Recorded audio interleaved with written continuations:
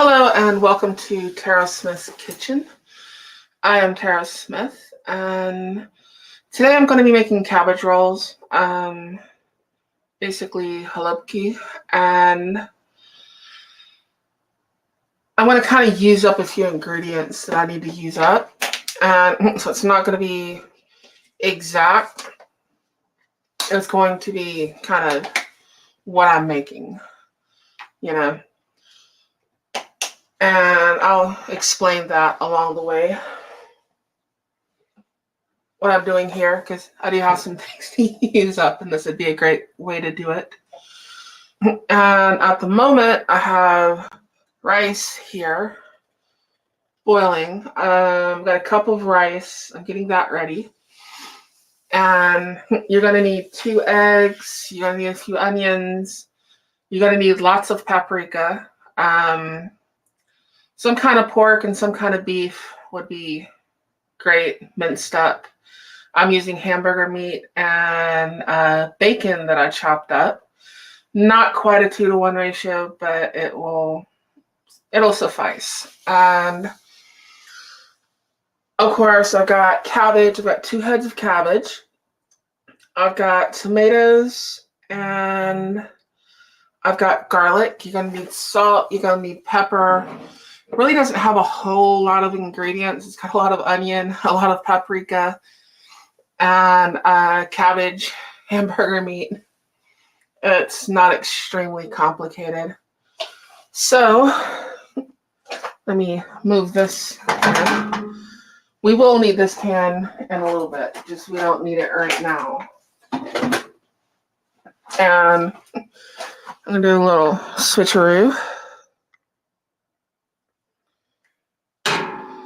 Move these around. Now you can cut the core piece out of your cabbage or not. It really doesn't matter.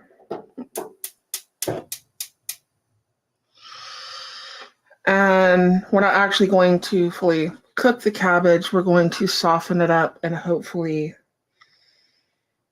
get the outside leaves to get soft so that we can use them for the cabbage rolls. While that's going on, I should have already had that started, but things happen. And if you are just joining, or honestly, if you're watching this at any time, I could use the likes for the algorithm. If you haven't subscribed, please do so. That helps me out. And let me see. I've never actually mentioned that at the beginning of a chat before. I figured it might be a good idea at some point to mention that. And we get the hamburger meat out. This is going to be about 2 pounds of hamburger meat. It's what I have left over out of a pack. It was like a 5-pound pack of hamburger meat.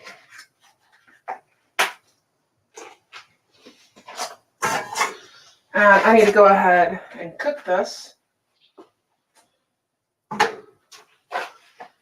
It's one of the things I need to use up. I don't know why I'm washing my hands, but I am. The next thing here is bacon. This is probably around a 1/3 pound, a little more of bacon. And I've got 3 small onions. You can use a large onion. This is a white onion. It's probably going to go better for this one. You can use a sweet onion if you want. I might use one for something else here in a few minutes.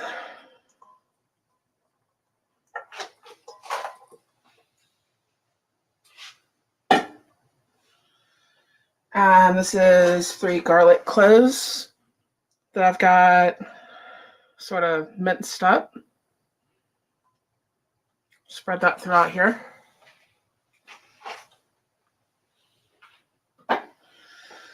And what else? Oh, paprika. We need paprika. We need salt. You know, all kinds of things.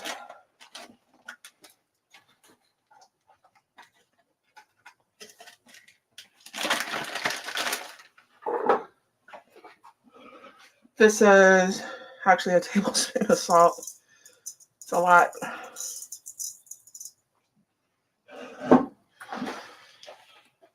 And let me see.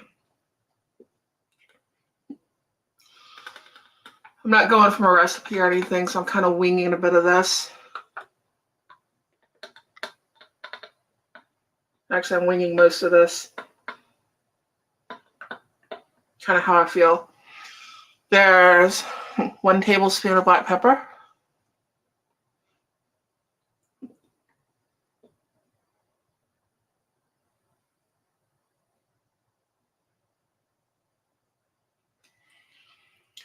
And that's 2 tablespoons. And we will need that again at some point.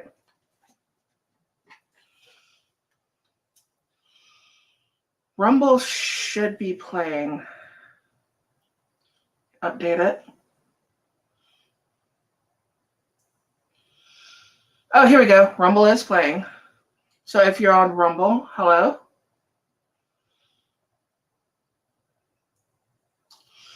Please leave a comment and let me know that you're there.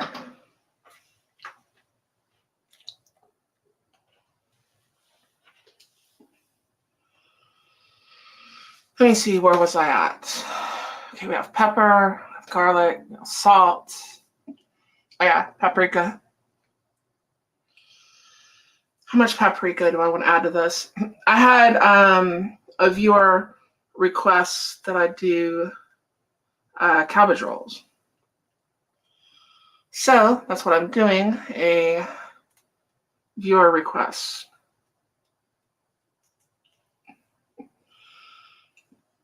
So here is 1 tablespoon.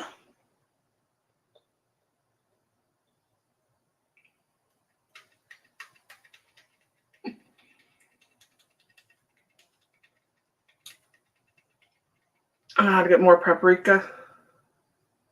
I have enough for this.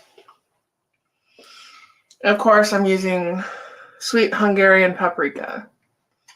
That stuff is good. This is 2 tablespoons.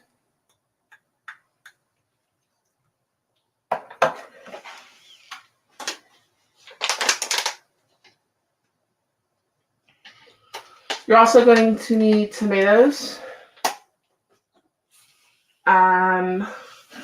You can use like slices of pork, stuff like that. You got a pork roast or a ham. That can go in it too. And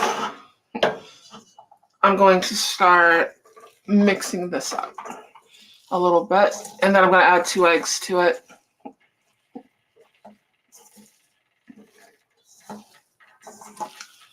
Let's go ahead and kind of get the mixture started. Probably should have already added the eggs, but oh well.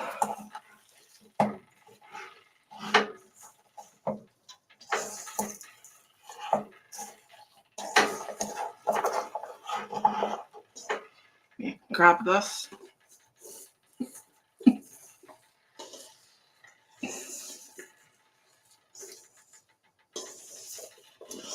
Don't want to work your meat too much. Just for some reason, if you like overwork the hamburger meat, it doesn't want to work right. You just want to get everything mixed in here real good.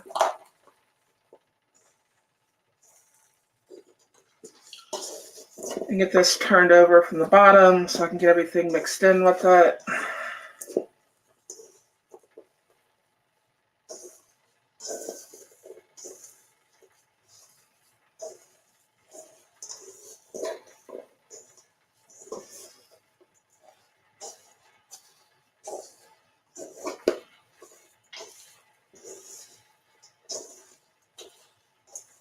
Here we go.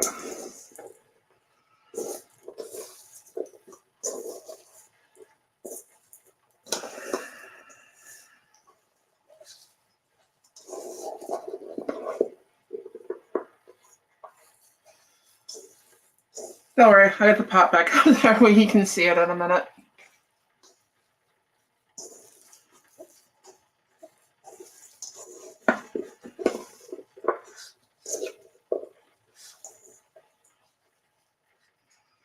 There we go. Now wash my hands off, grab 2 eggs.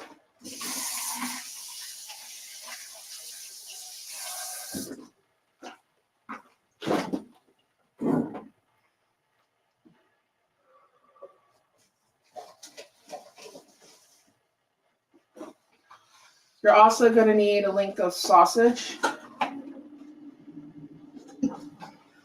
And I'm going to be using venison sausage. Because once again, I need to use up a few things. So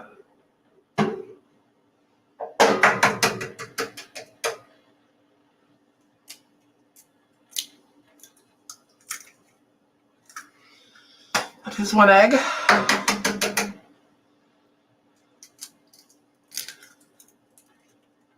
That is 2 eggs. And of course, now it's time to get really messy.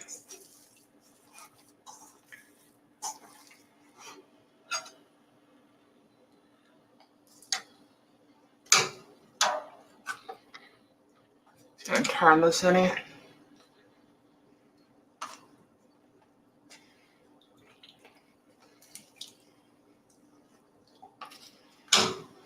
It wants to float how it wants to float.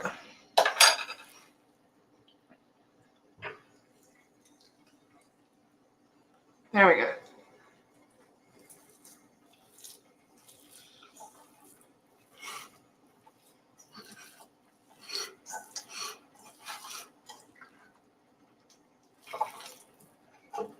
Grab this thing.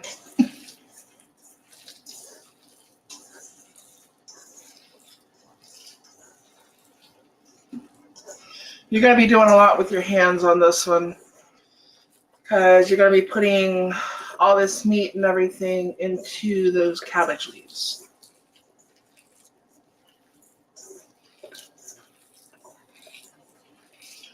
I'm going to see if I have enough space to do this all up on the stove. Not 100% sure if I will, but we will find out.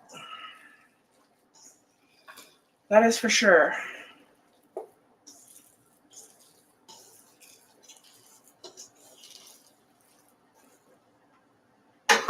We'll probably take this off. Probably be more good right there. There we go.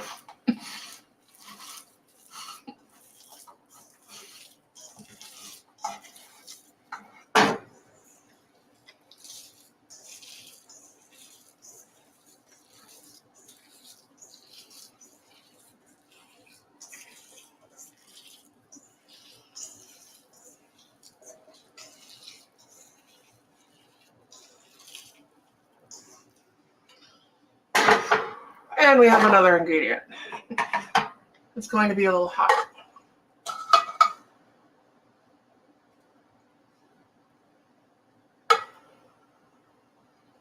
Not too bad.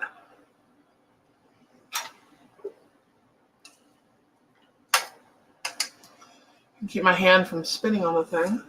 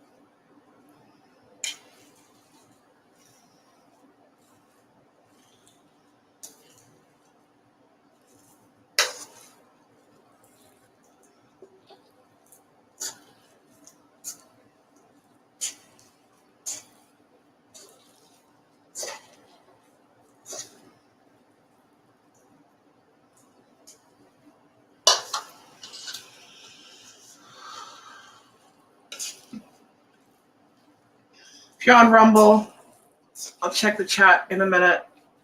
Just leave a comment, let me know you're there. If you're on Twitch, so I'm broadcasting to YouTube, Twitch, and Rumble. Just let me know you're there. If you have any questions, go ahead and ask. When I see the comment, I'll answer it. I need to get kind of focused on what I'm doing. So if I don't notice your comment immediately, don't be offended about it. It's just me in here doing everything, and I gotta pay a little bit of attention to what I'm doing.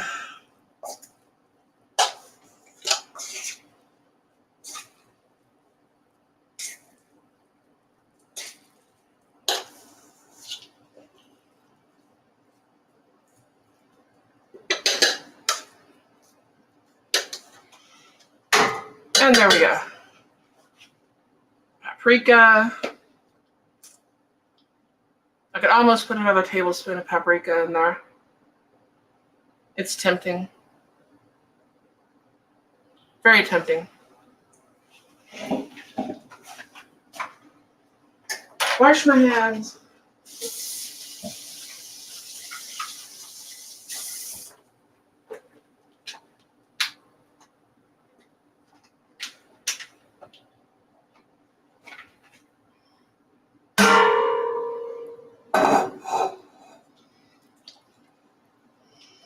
That's probably enough on the cabbage. And I'm going to have to drain that pot here in a second.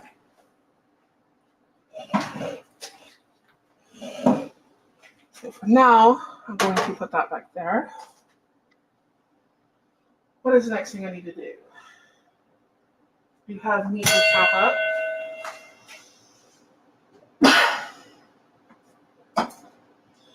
The only meat I need to chop up right now is the sausage. I'm going to use this right here from H-E-B. It's pork and venison sausage.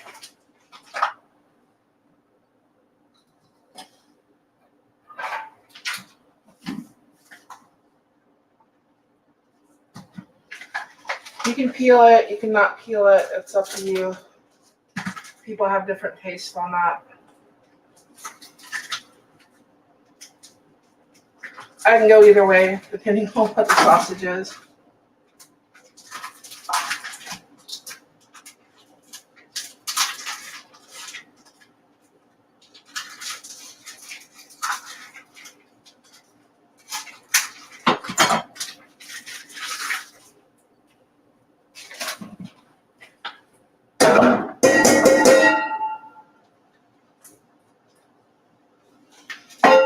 And I'm going to chop this up.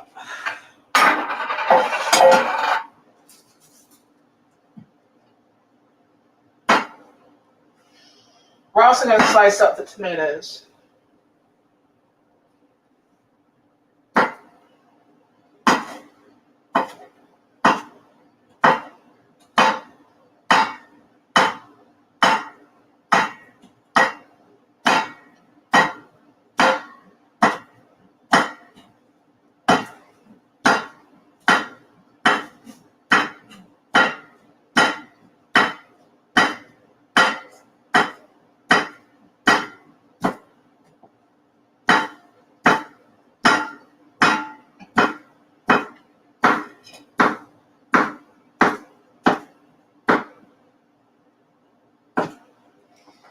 I don't know if y'all can hear all the chopping. I got a lot done this week. I didn't get enough done.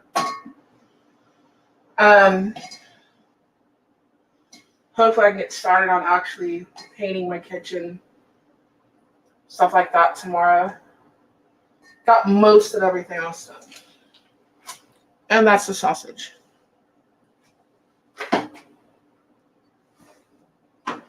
Then we're going to chop up cabbage here in a minute. Let me move this stuff out of the way.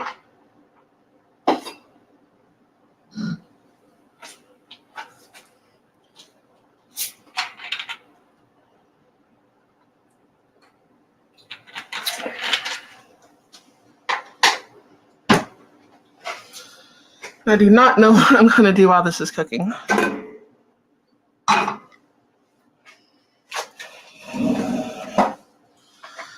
But we will find out.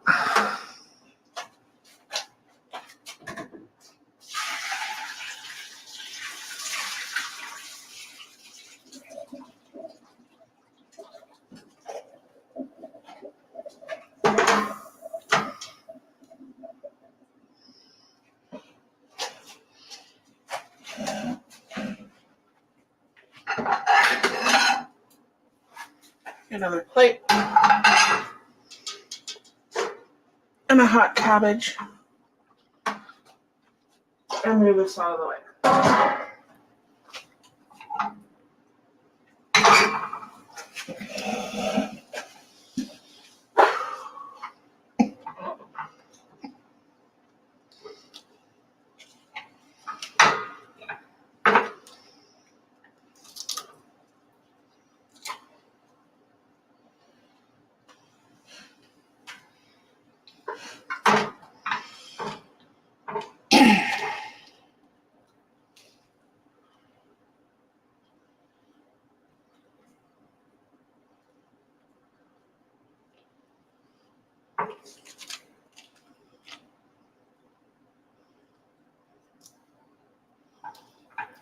I need to cut that.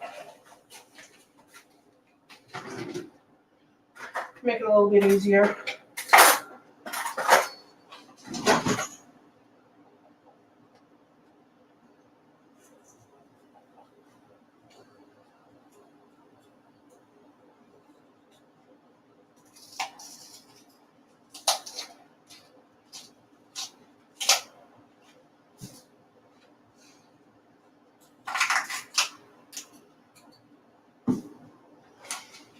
There we go.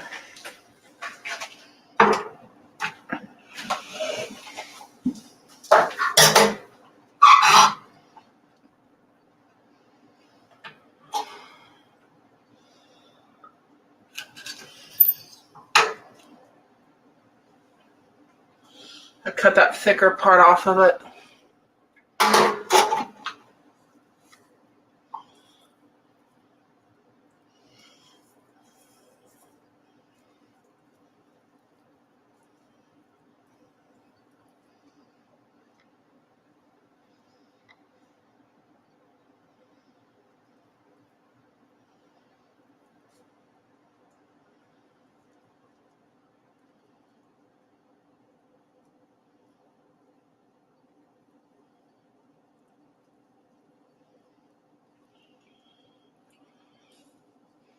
If you're good at rolling things, I'll just put it that way. This will be easy for you.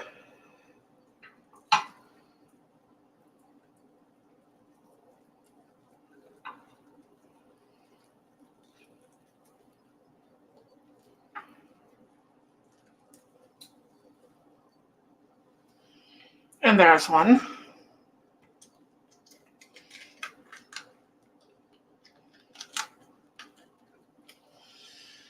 Kind of try to look at the cabbage and figure out which one will be next.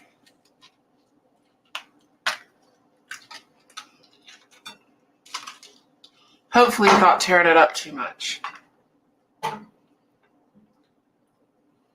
See if I can make that one work.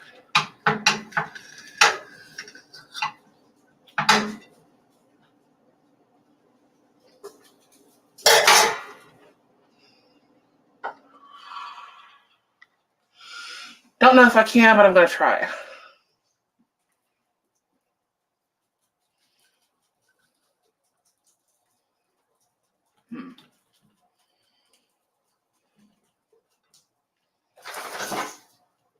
Let me go this way. Don't think this one's going to work. But we will find out real quick.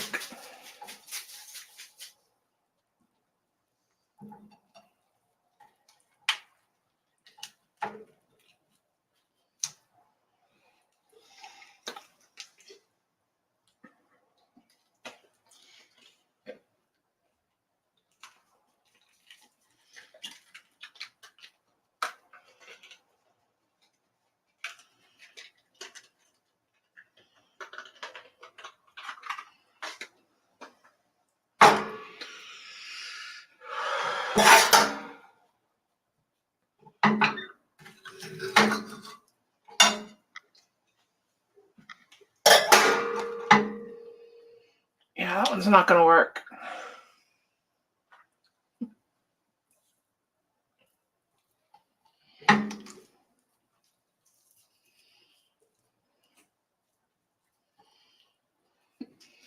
Trying to do this where the camera can see. A little bit awkward, but we'll work with it.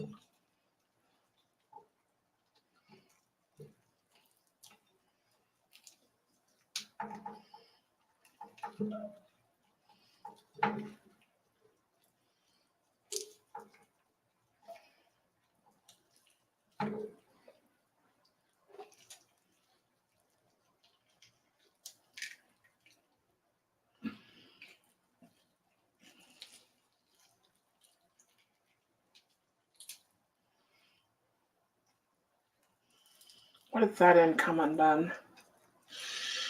Probably should have been a little bit softer.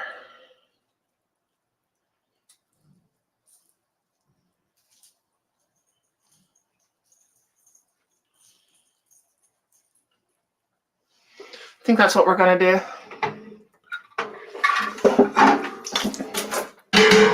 Water everywhere.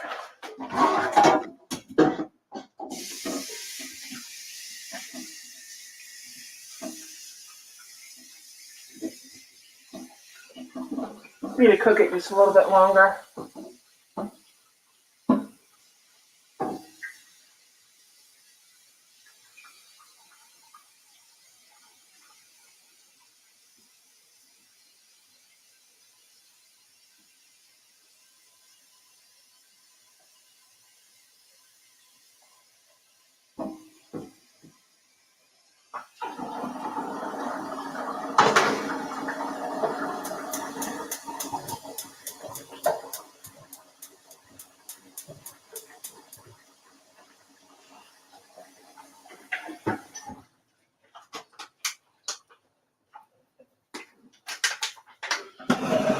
Not quite soft enough. Fortunately, the water's going to have to get hot again. But while that is happening, I can start chopping up some more cabbage.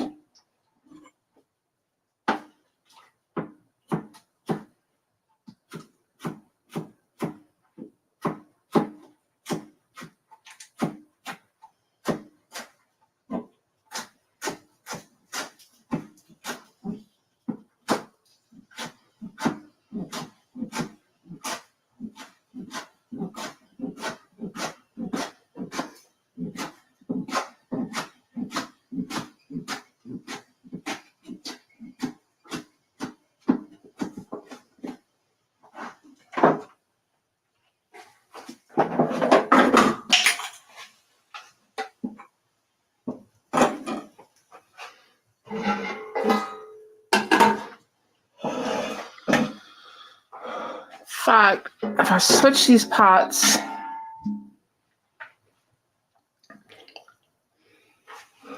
I got limited space here. This is what you call, I think, a galley kitchen.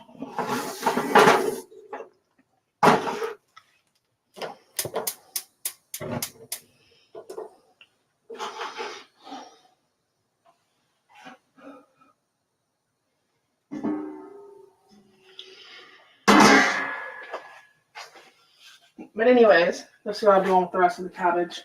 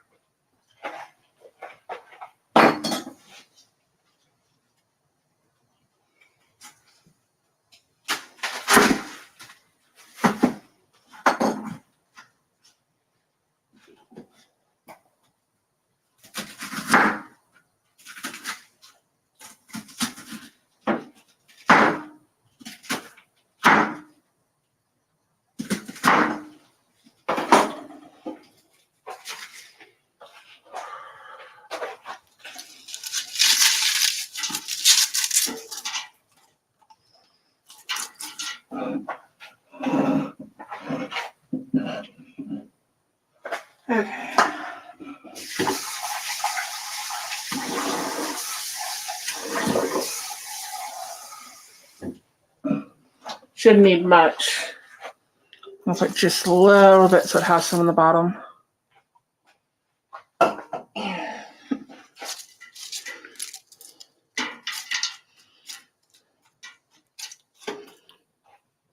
Okay.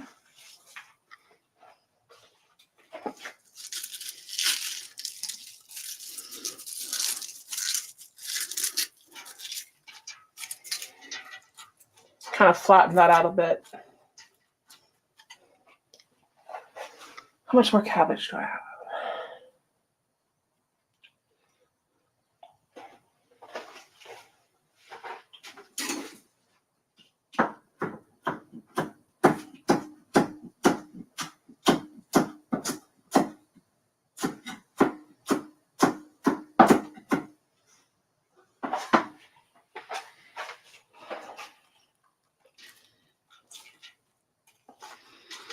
Doesn't have to be finely shredded. We cut it up pretty good.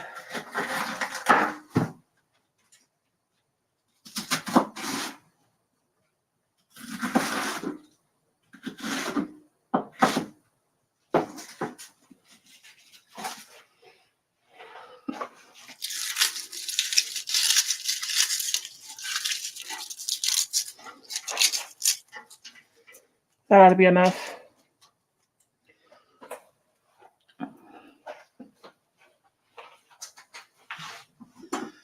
Now we need tomatoes.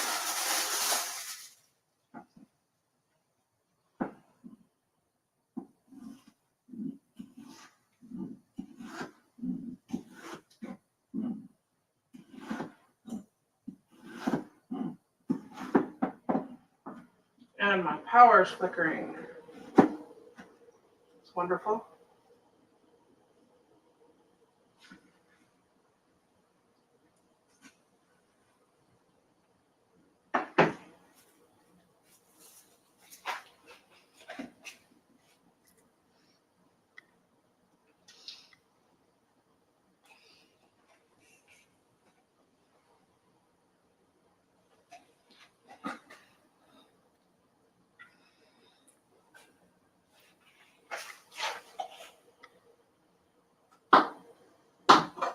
There we go. Want that piece on there.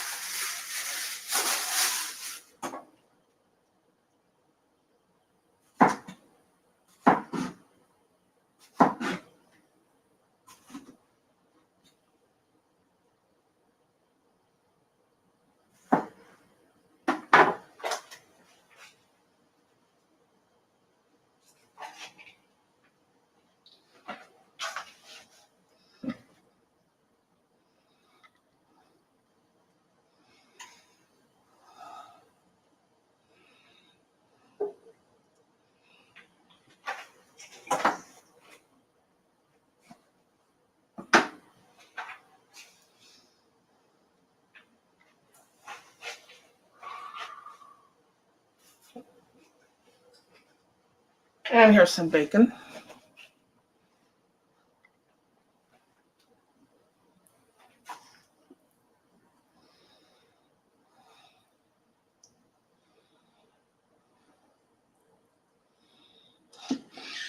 Got two different kinds of bacon. One of them's thin slice, one of them is not.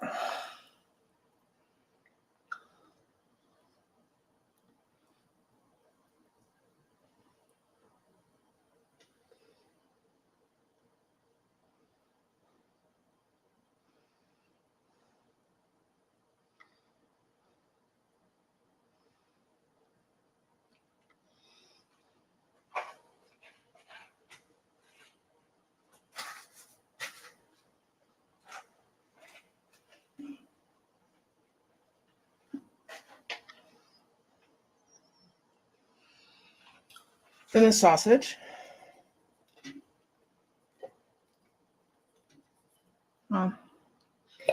Save a little bit of sausage for the top.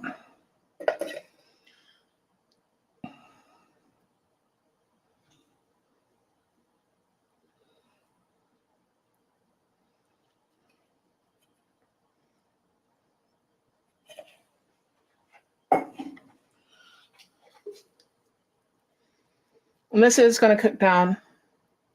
I'll put my thick cut bacon up on top. And this is sort of the bed that we're going to put these rolls on.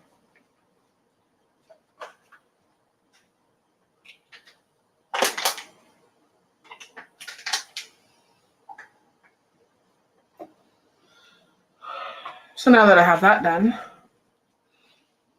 I'll switch this off. Don't fall.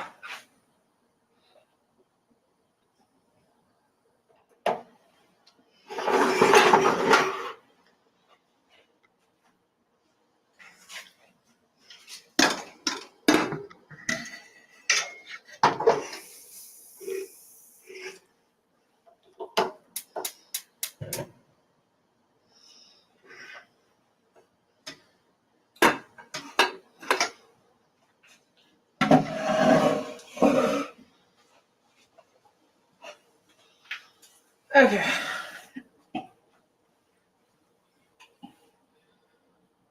Nobody in the chat. I don't know. Somebody else might be having a chat going on, or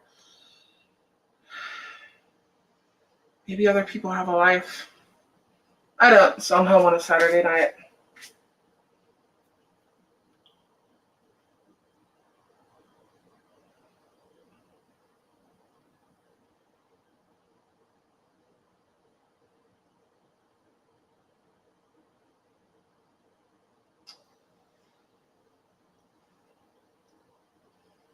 So I'm checking the other side.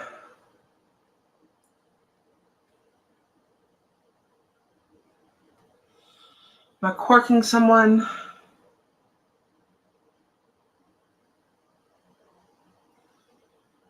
Possibly.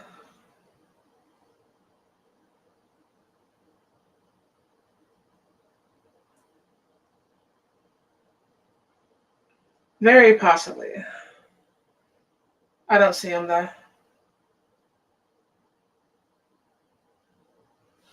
And Rumble does lag just a little bit behind. Like I said earlier, if you're on Twitch, if you're on YouTube, leave a comment. Let me see you're there. I can see that on StreamYard, and I have Rumble pulled up on my phone so I can see the comment section for Rumble. And we're going to have to get these softer so I can do what I need to do.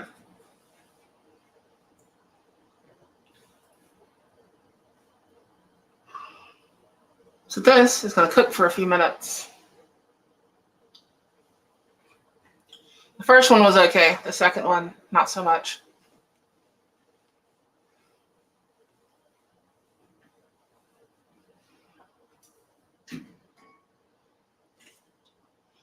A little too stiff. I've got to make them into rolls. I don't need them breaking open and the ends not folding.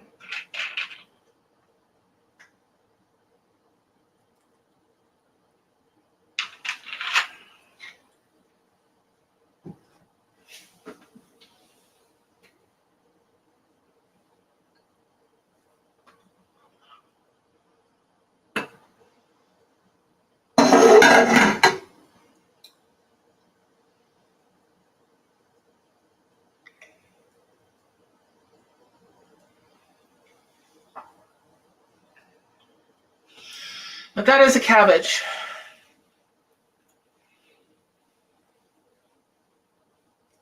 And as soon as we get it softened up enough, I will be making cabbage rolls out of them.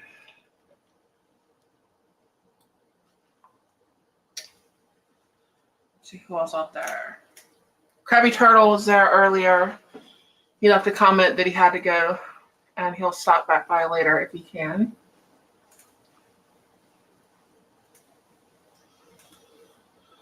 And so for right now, it's just boiling water and a cabbage.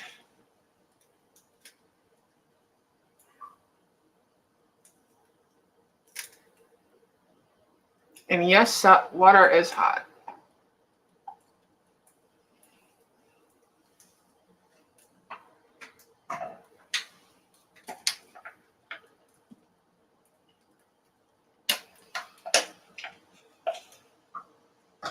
So you don't get in too much of a hurry.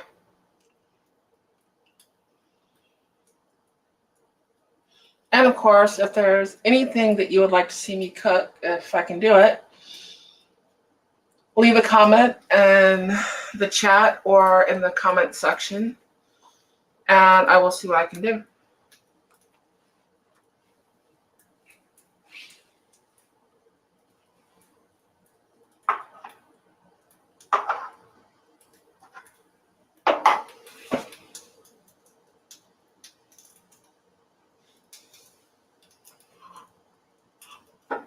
Probably should have had this going in about 20 minutes before the chat.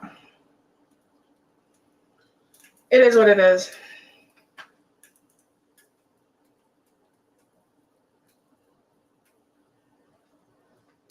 This one came out good though. The other one will come out good.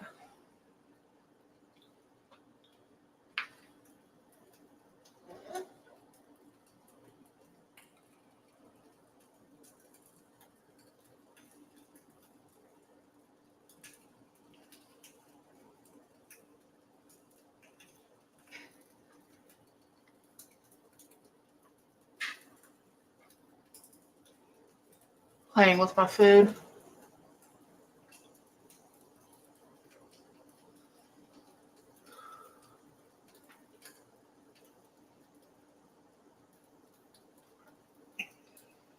But once we get the cabbage rolls all rolled up, and I'm thinking this is going to make somewhere between, 15 and 20 of them, depending on how I roll them.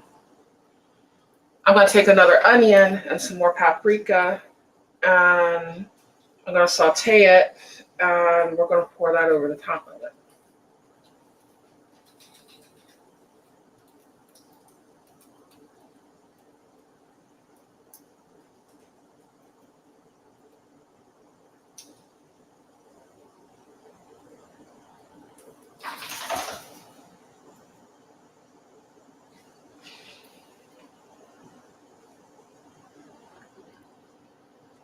Now it is definitely boiling.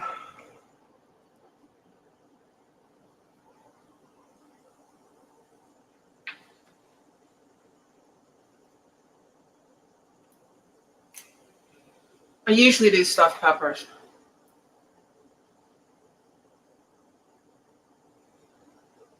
But a viewer requested it, so I'm going to do these.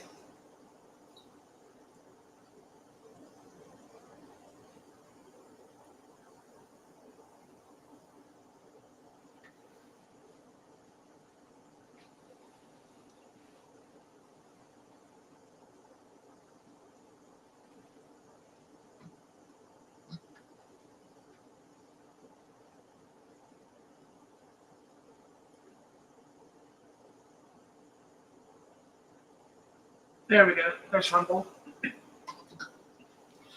Also going to add some flour to it. But that's going to be at the end, just to thicken it up before I plate it up.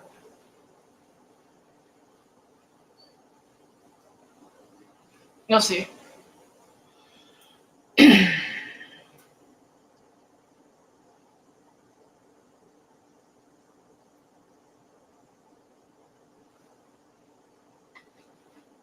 I have no idea where everyone is tonight.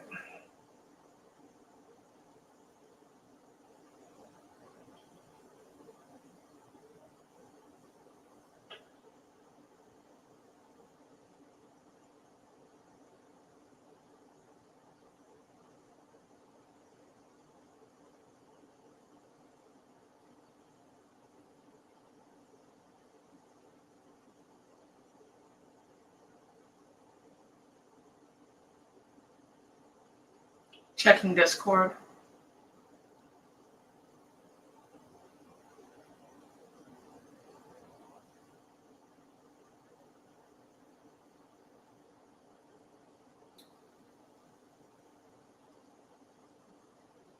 I usually don't send out messages that ping everybody just because I find it annoying myself.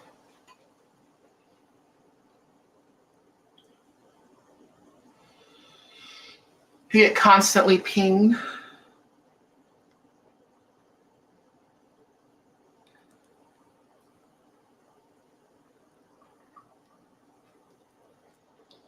So I usually don't do that. At least I'll try not to.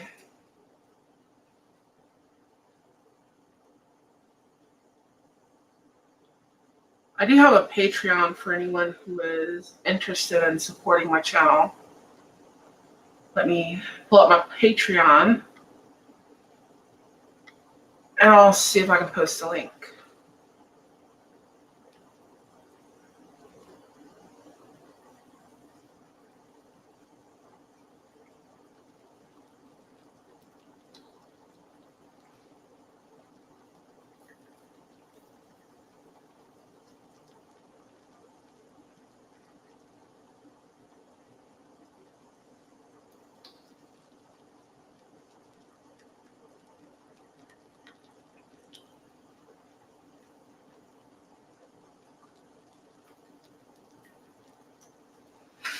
Okay, that's a link up on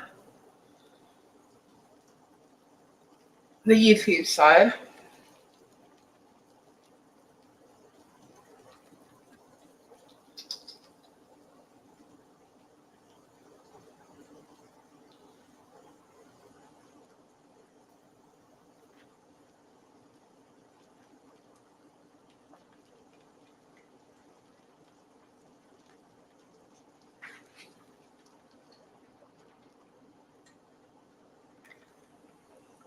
Are we soft enough?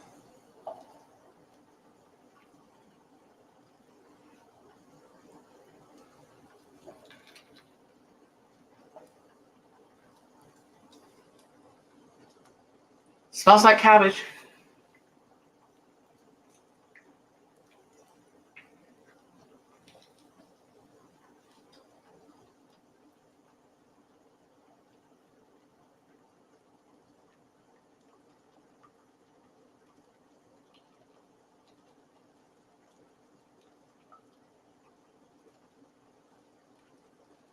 Let it boil a couple more minutes.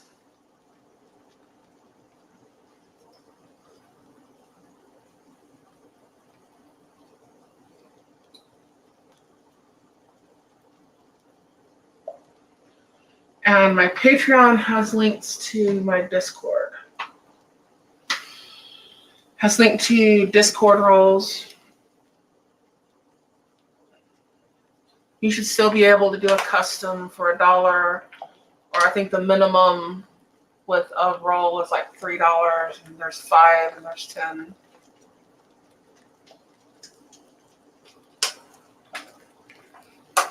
I'm actually usually not on a computer that much.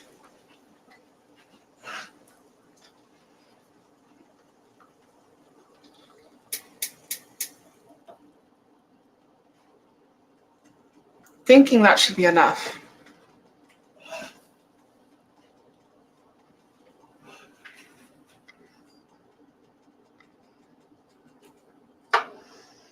We are about to find out. I did clean my stove.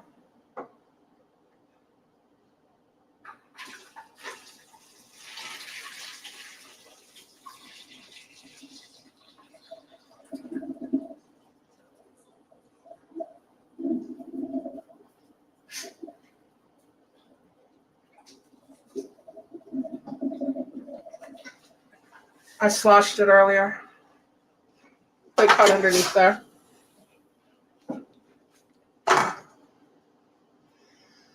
That should be better.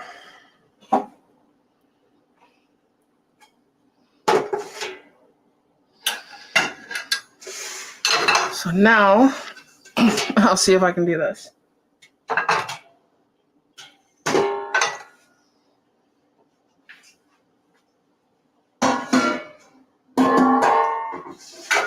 That feels better.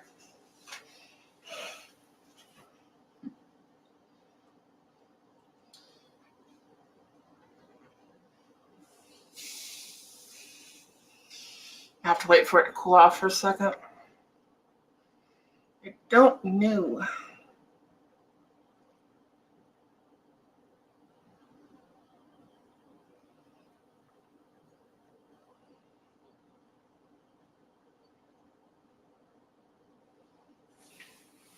That is hot.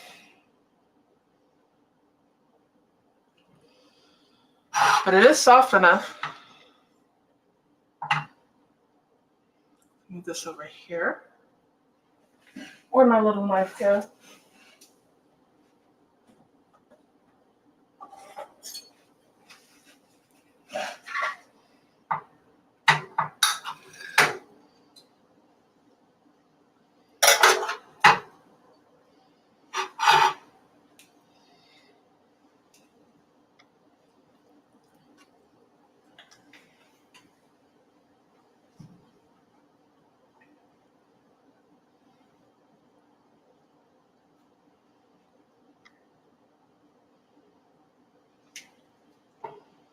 There we go.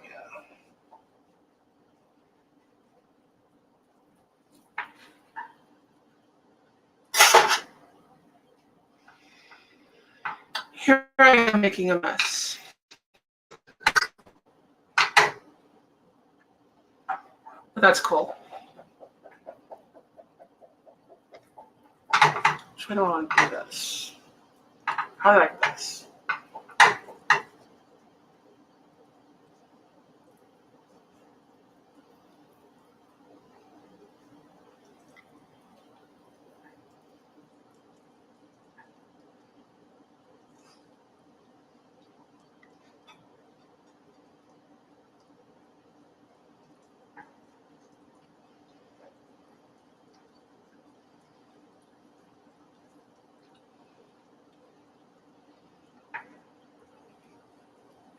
Okay, that's more like it.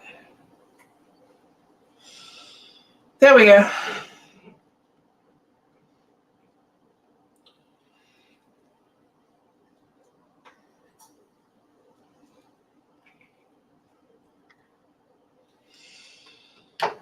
Now we're cooking with cookware.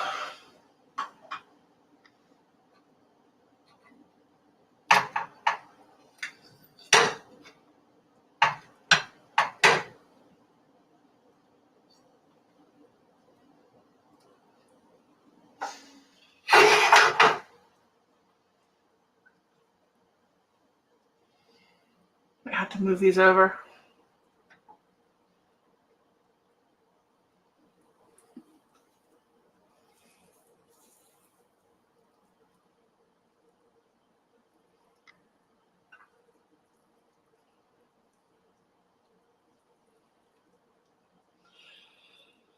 And try not to overstuff it, because that would be another problem.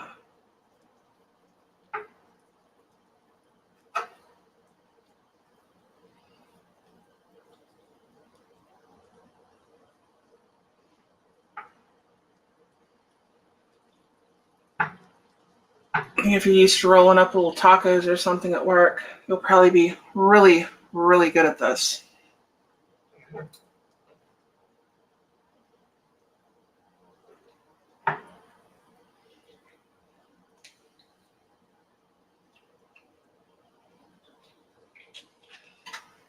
That's basically what you're doing.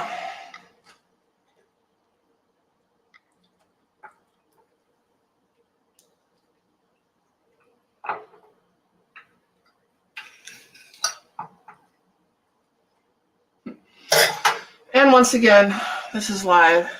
So if I screw up or something, it's live.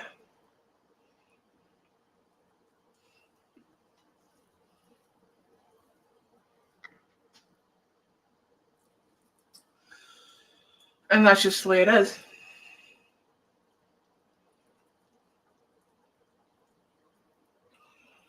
It's not a professional kitchen, it's a real kitchen.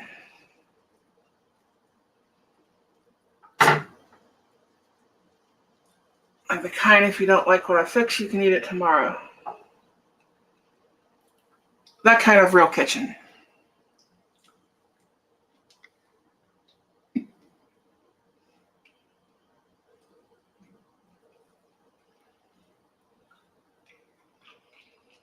That is much better. And because I only have one camera here, I'm trying to have the angle set up to where you can see what I'm doing.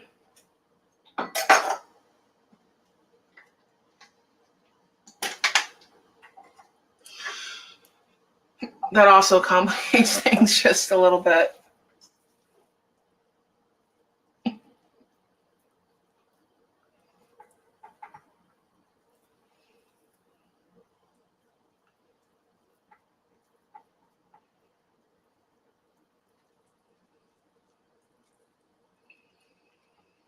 Depending on where you live, whether you call it a taco or burrito, if you can do that, you can do this. I live in Texas. We call them tacos. Breakfast tacos. If you want to call them burritos, you don't live here. But we're making cabbage rolls.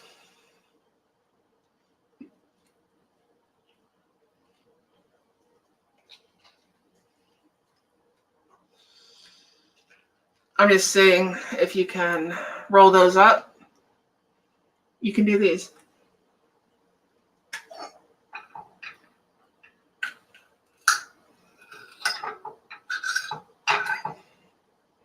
And don't worry, all this extra cabbage is going to be put to use. I'm cutting off of it.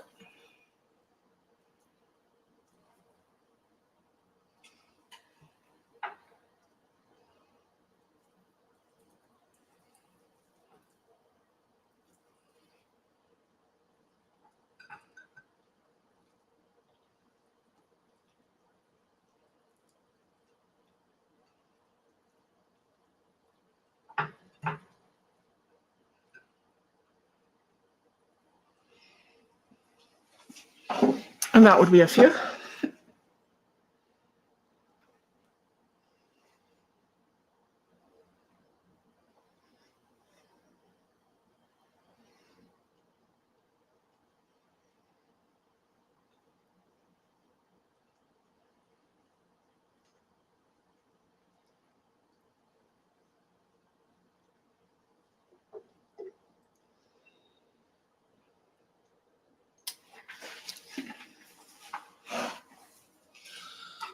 Slide that this way so you can see what I did.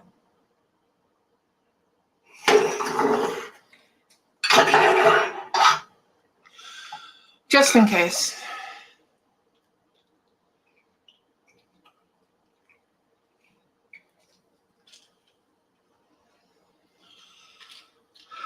Trying to peel these cabbage leaves off without tearing anything.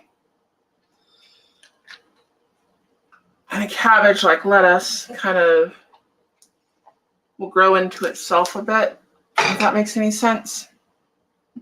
All those little notches and grooves and stuff like that, they'll kind of fit through there like a puzzle piece.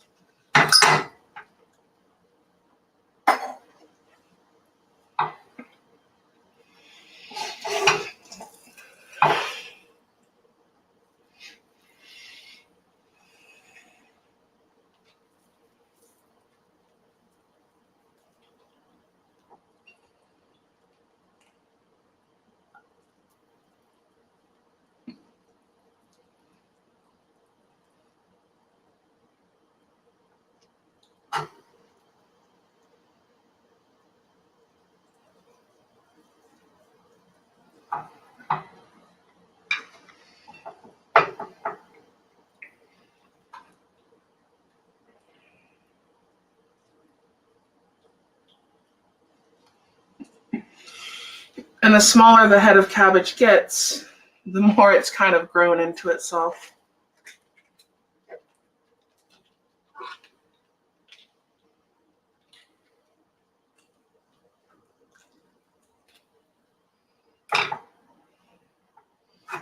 I hope that one still works.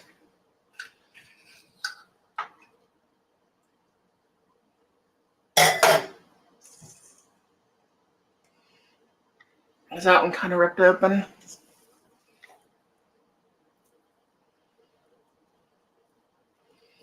Try not to overstuff it. Try not to. I'm not promising anything.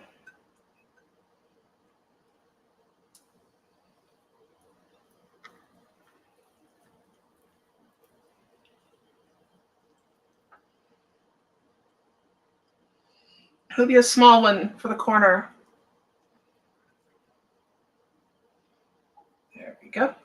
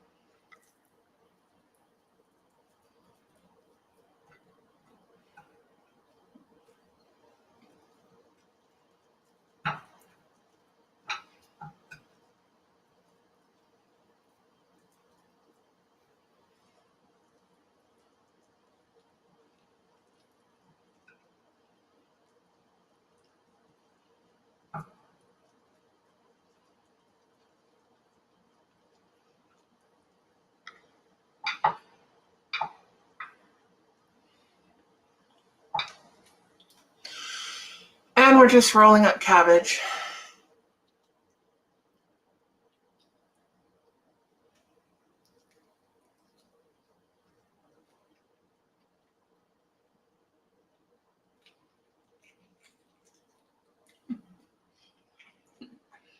Smaller this head of cabbage gets, the more complicated it gets.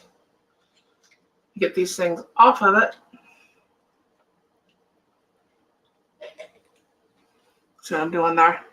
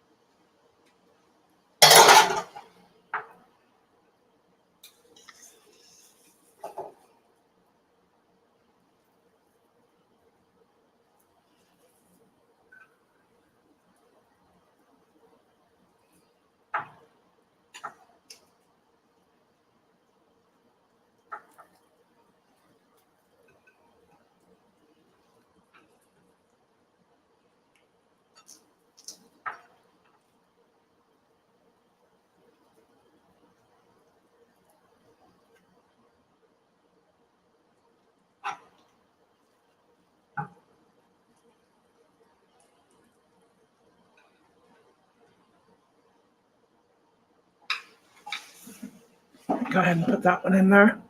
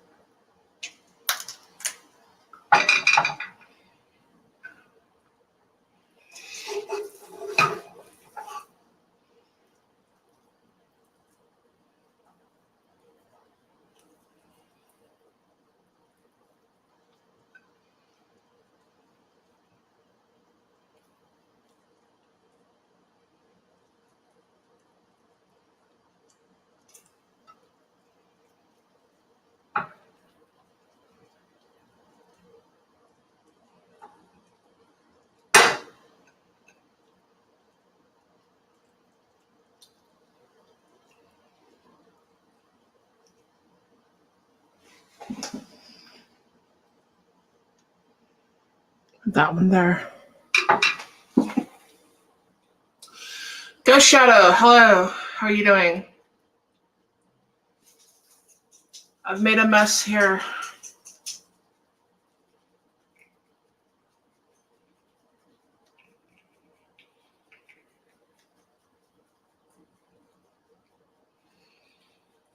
I am really, really, really good at making a mess. At that, I am a professional.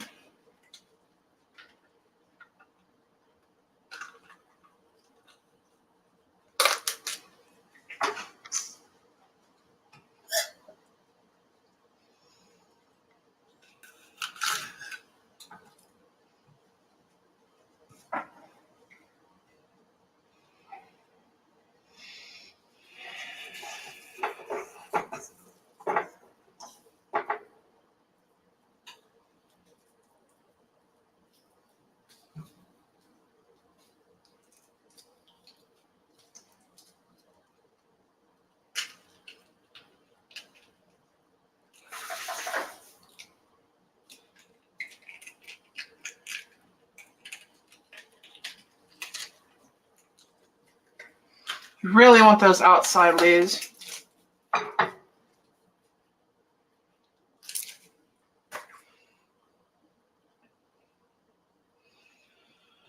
But I will make do if I can.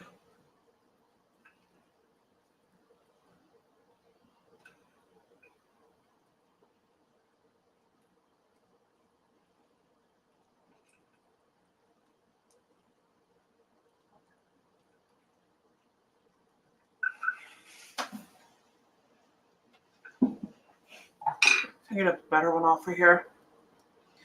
Don't think I'm going to. I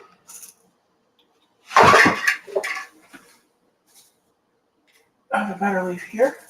No, I do not. I think my cabbage got too small.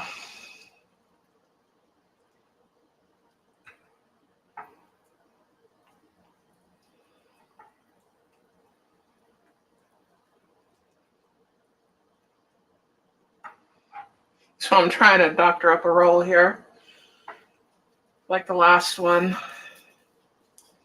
and it's not working.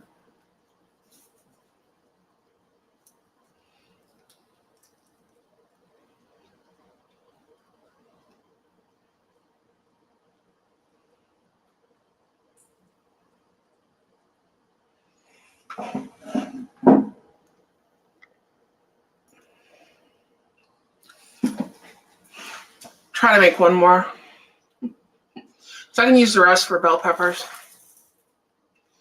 So that is not a problem. In fact, I may do that while this is cooking. I think I will. Yeah. That's going to be enough on these. I'll move this one to here. Spread these out a little bit. That's what I'm going to do. We'll use the rest of this to make bell peppers with. I got 2 good layers of the whatchamacallits in there.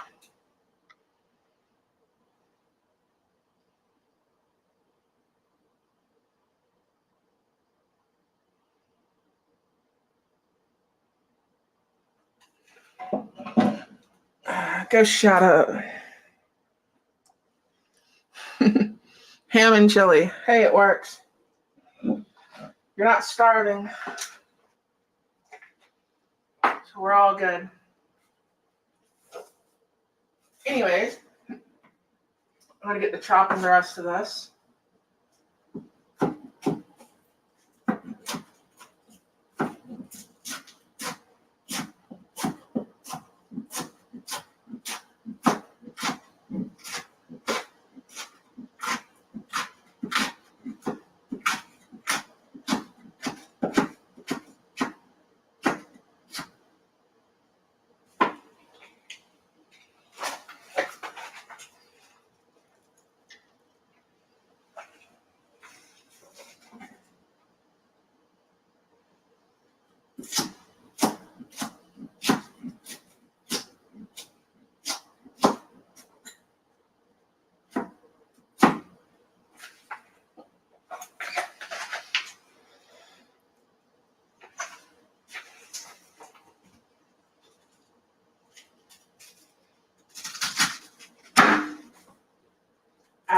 am not going to have any cabbage left. I am going to cook all of this.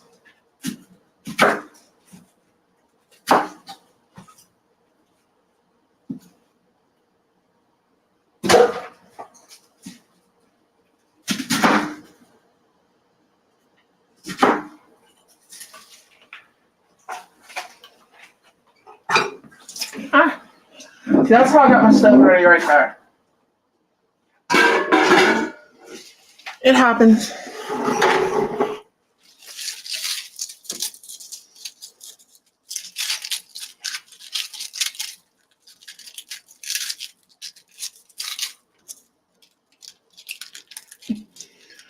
What am I cooking? Cabbage rolls. I'm going to use the rest of the meat over there to stuff some bell peppers with while this is cooking.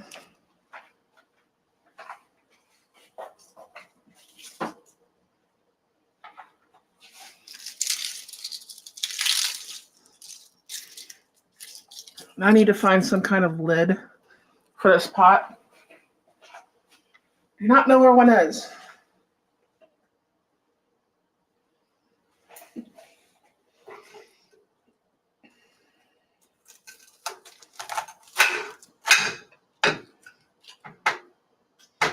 Be too much noise.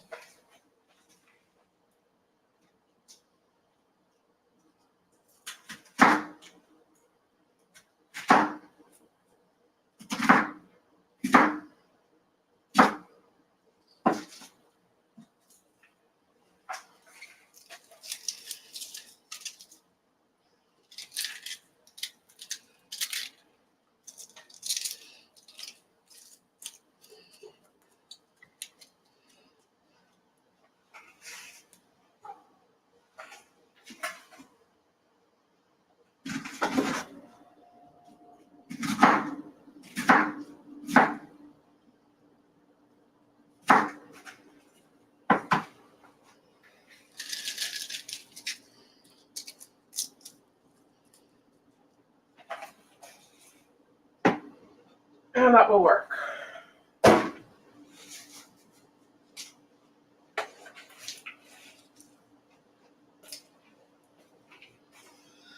So, we need another tomato.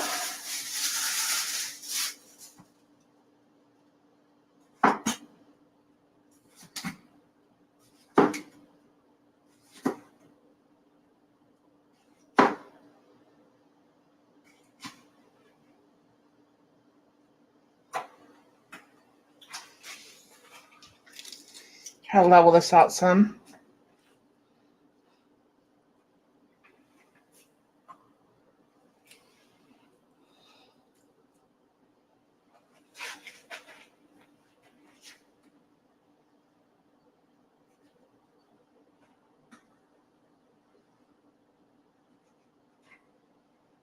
At the end of the tomato.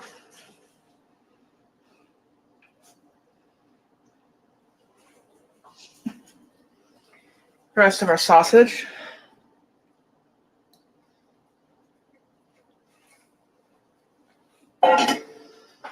And, oh yeah, bacon. Can't forget the bacon. That's venison sausage. Once again, ATV. It's just bacon that I am using up.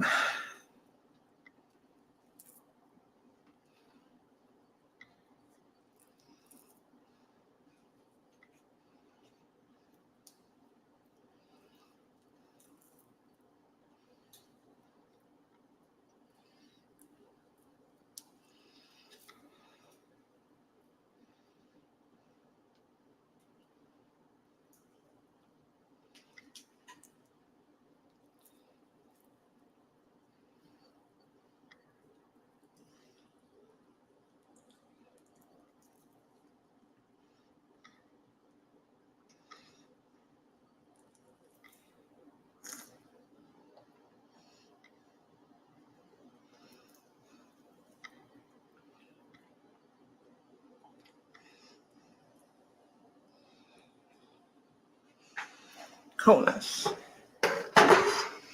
We get this started back there.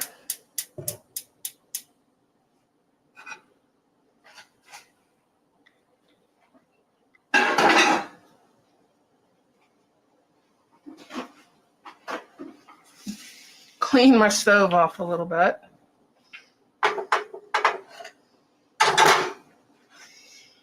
Where I have made a mess, spilling everything.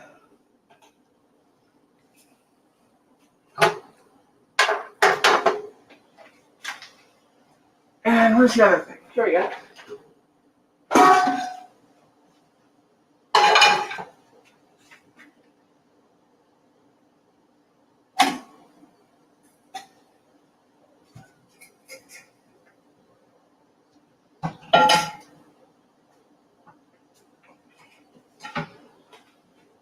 I gotta do the onions.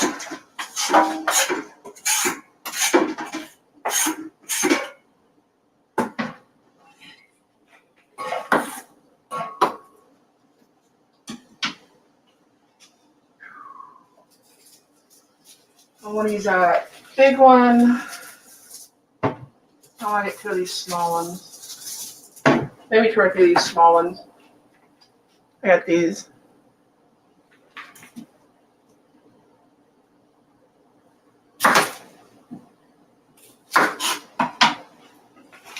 See who all's out there.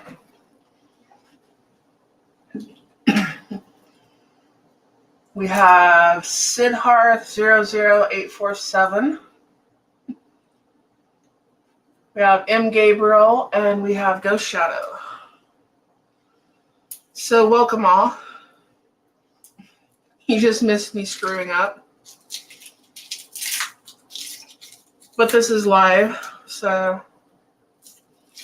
you get what you get. The joys of doing a live show. On the plus side, there's no editing.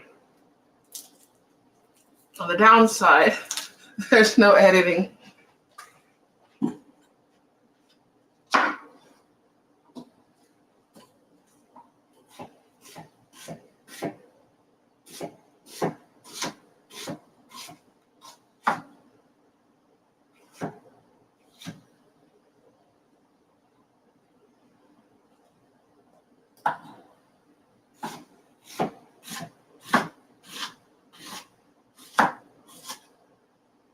Starting to wonder if I have enough of these small ones. I have a big sweet onion I can use if I have to. Like a big yellow sweet onion. This is Texas. There are plenty of those.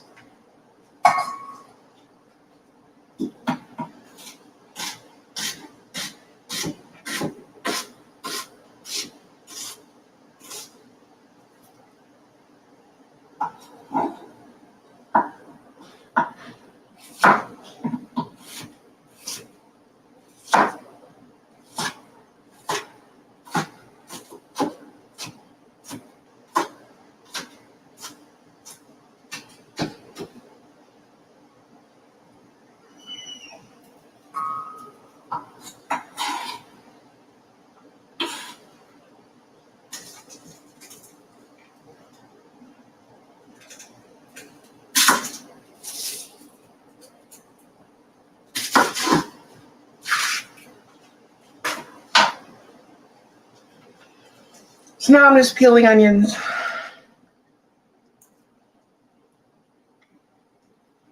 Well, Cole, thank you for stopping by, and Gabriel.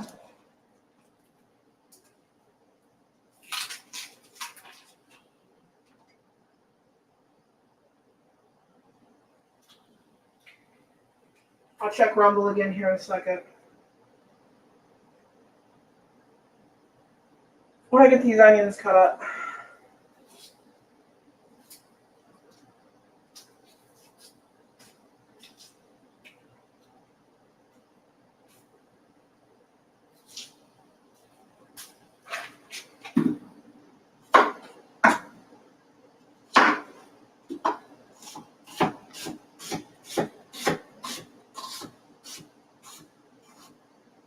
takes longer to peel the things than it does to cut them up.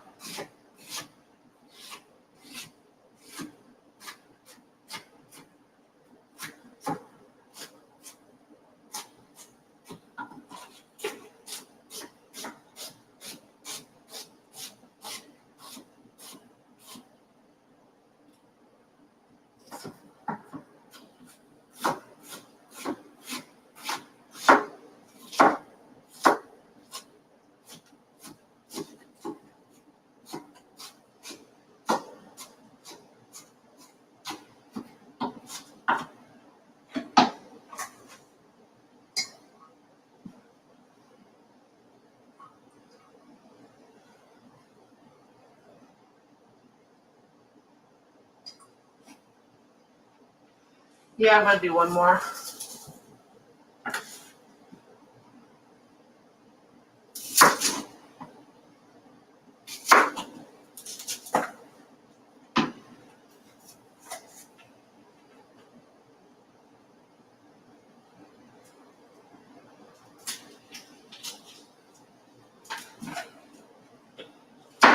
That one peeled quick.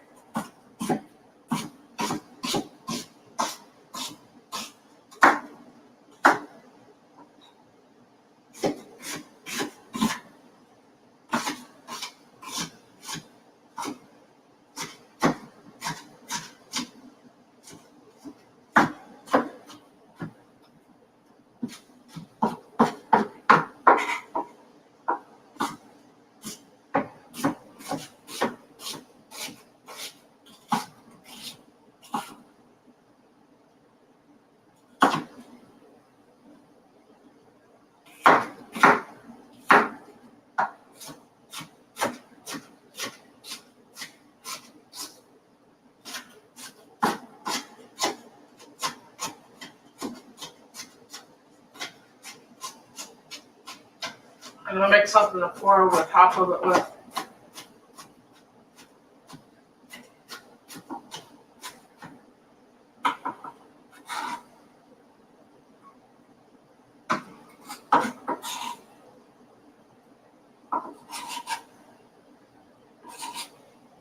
There we go.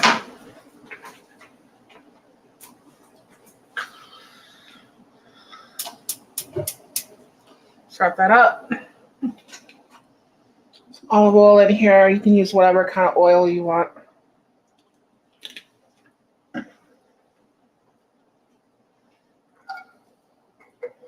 Probably should have been hot before I added the onions. But oh well, that's par for the course today.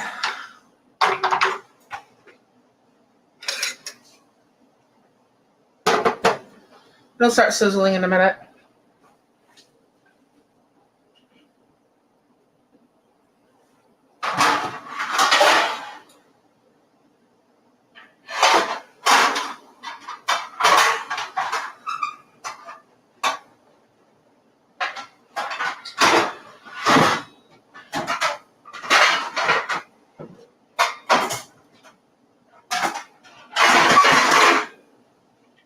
I know I have a lid somewhere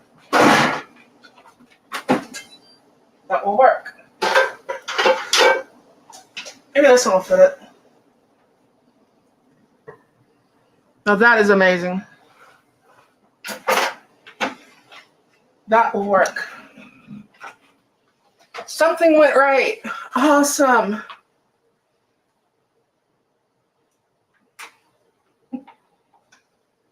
Something was bound to go right at some point.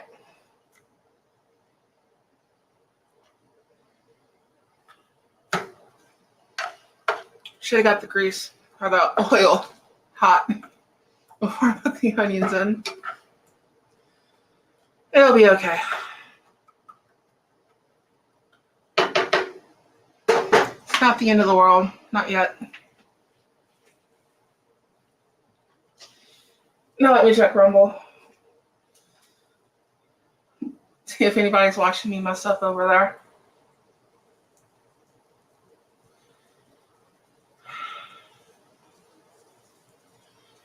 No comments.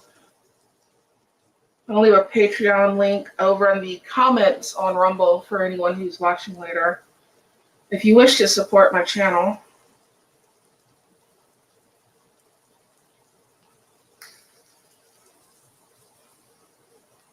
and my Patreon has links to my Discord. There we go. Now it's starting to sizzle.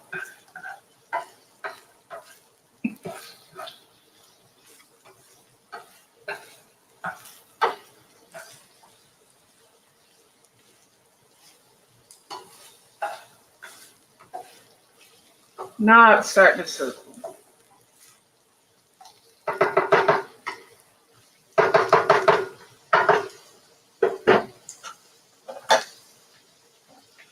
And I'm going to add paprika.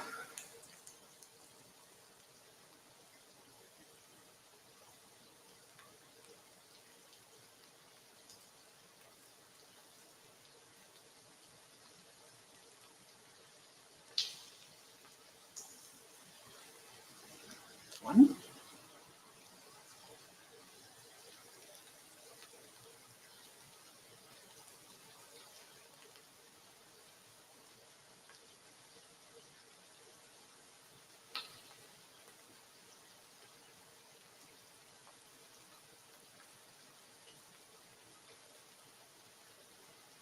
Two.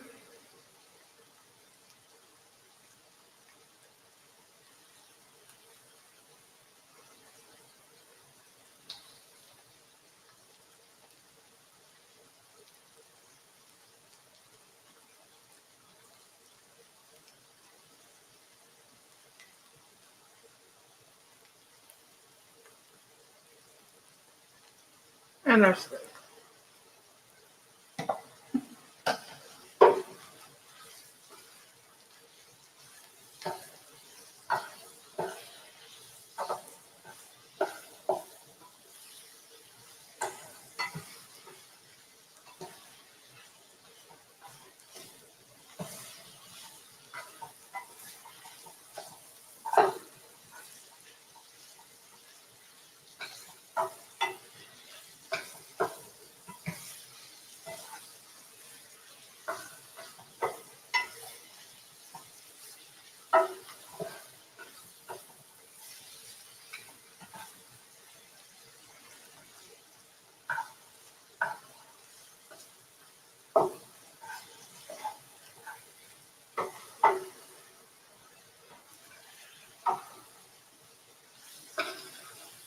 Get the paprika all over everything.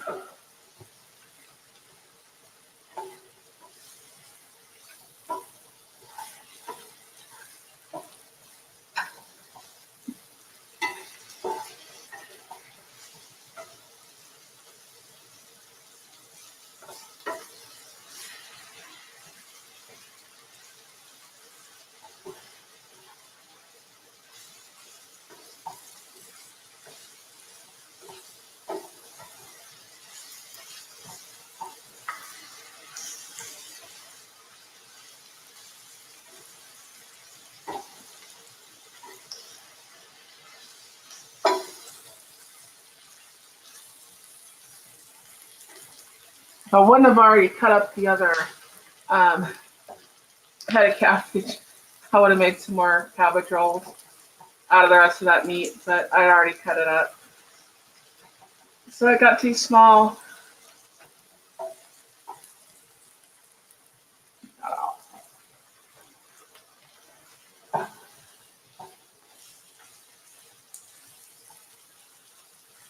Now we have the smell of paprika and onion cooking in oil. That's 3 small white onions.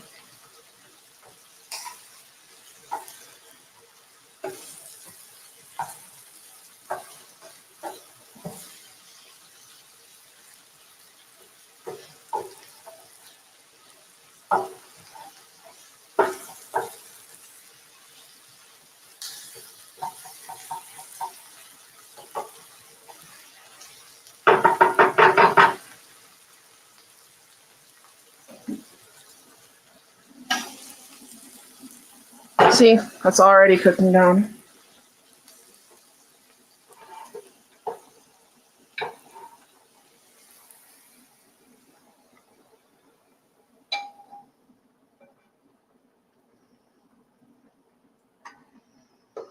going to pour that over the top.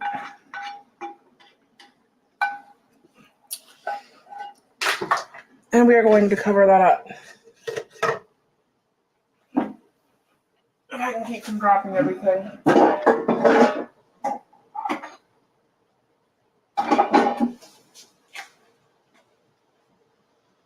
Okay, what's next? Oh, yeah, peppers.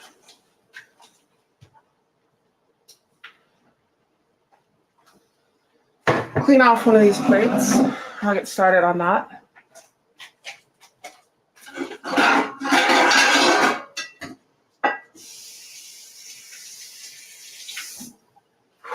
Don't know what I'm going to put them in.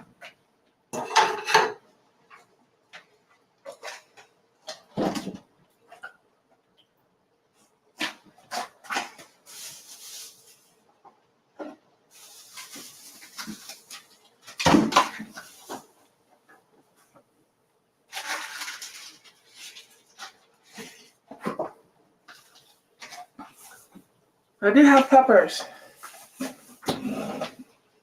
That bearded guy, hello, how are you doing?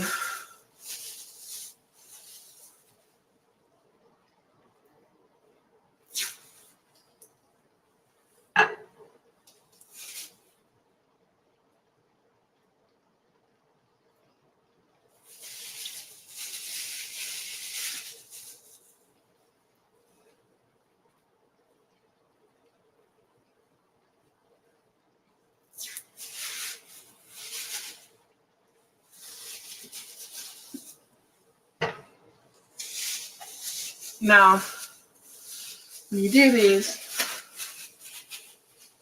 you can do them either as halves or wholes. I haven't made up my mind which one I want to do. I'm probably going to do halves, or close to it.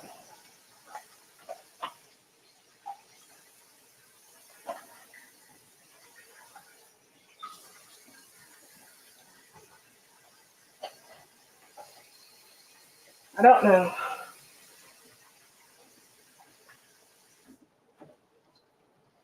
I'll decide that shortly. This is spur of the moment, something to do with the peppers that I have.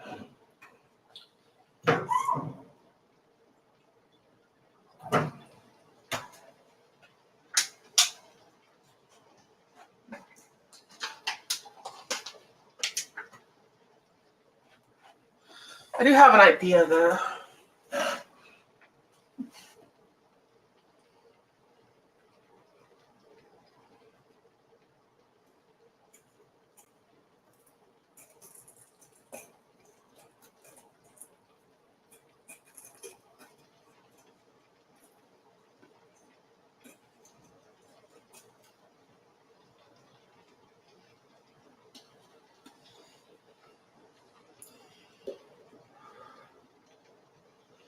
Not that it's a good idea. Never claimed that.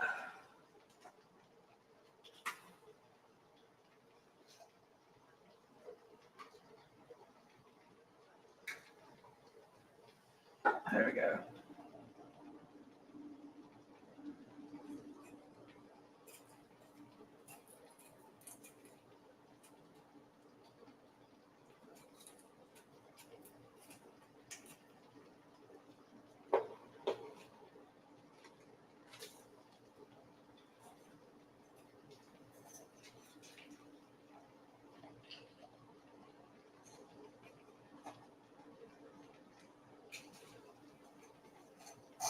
I think I'm just going to stuff them whole.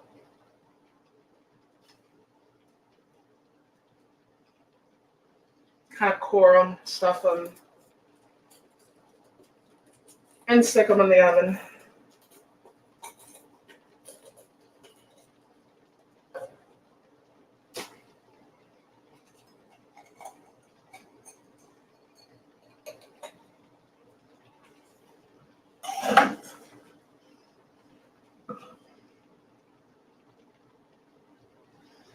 Oh, cold SpaghettiOs.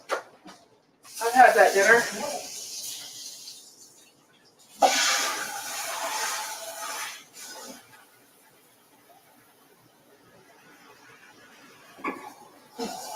Of the cold things you can eat out of a can in a truck, because I'm a truck driver. Yeah, I've had cold SpaghettiOs. They're not that bad in comparison to other foods.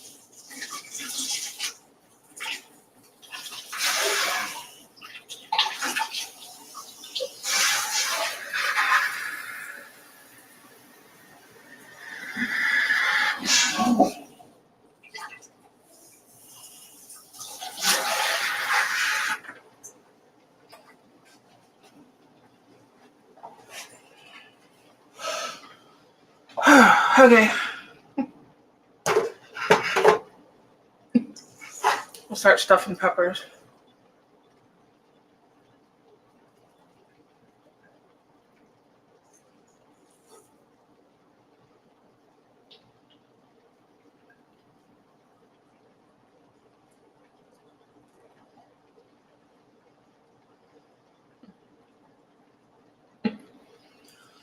Yeah, if you got a water bottle you can heat up,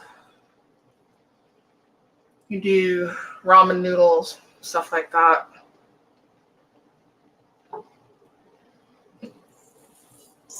But you have to have a water bottle for those pots that you can heat up.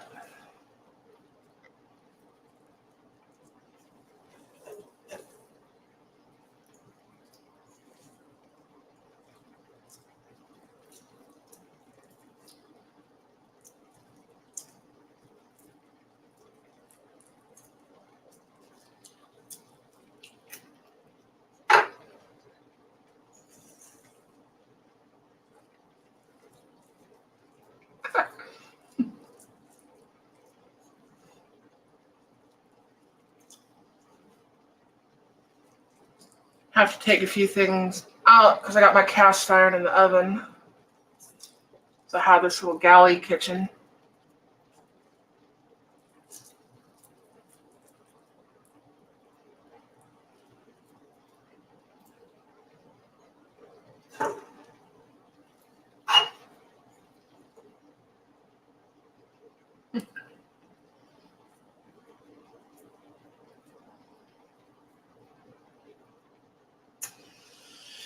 Yeah, it's not what it used to be.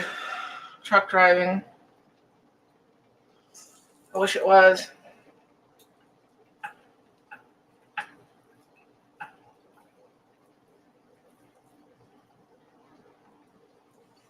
There we go. I had another pepper. I could do one more.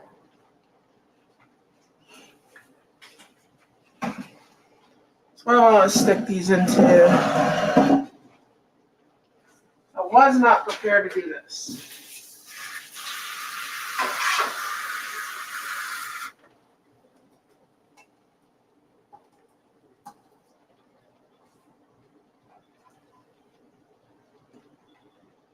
Actually, I know I can put it in.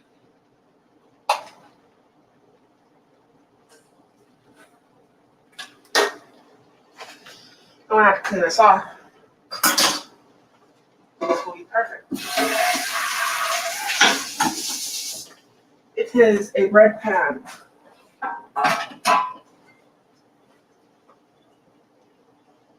I might as well put the rest of the meat in here.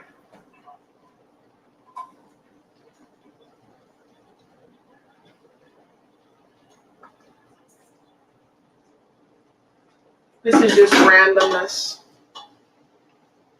Is there anything else I want to put with this? I don't know.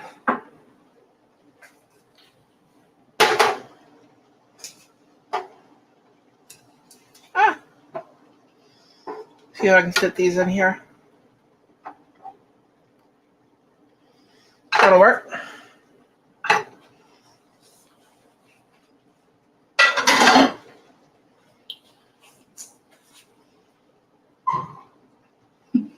What's really bad is they've gone to basically like apps and stuff. And they start asking people on these apps what they would like to use at the truck stop, what they'd like to see at the truck stop. What products, that sort of thing. The problem with that is that most anyone who knows what they're doing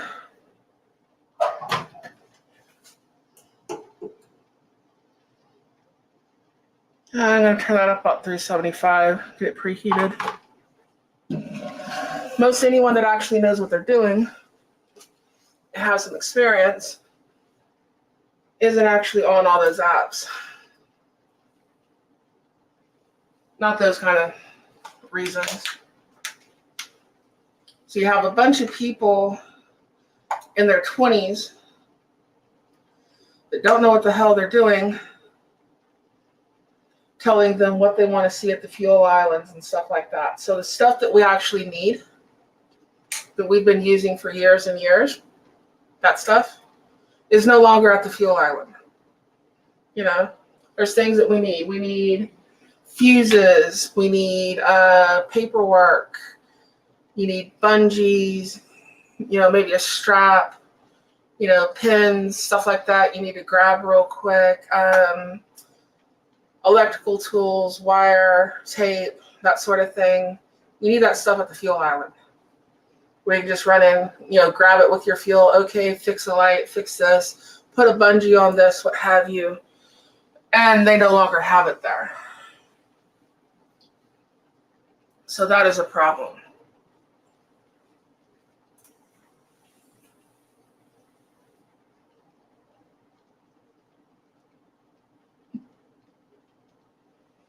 Yeah. Oh my God, that hurt. Whew. My foot just slipped. I'm wearing sandals. And my toes just went into my stove. Ow.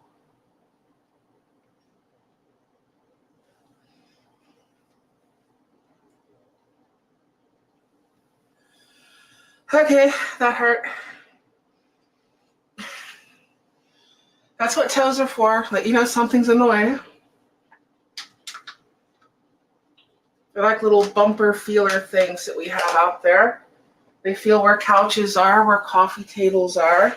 I spilled a little of that water earlier that was on that plate. I think that's what I slipped in. I need to get it all up. I thought I did. But no, I just smashed my big toe right into, what is that, the broiler tray on the bottom of my stove. So yeah, that hurt. Okay, the oven is preheated. So these are going to go in there. In a non-stick bread pan. But that'll work. That will work just fine.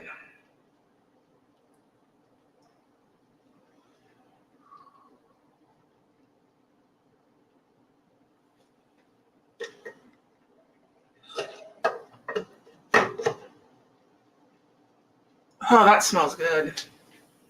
That smells all bacon and paprika and cabbage. Oh, that smells good.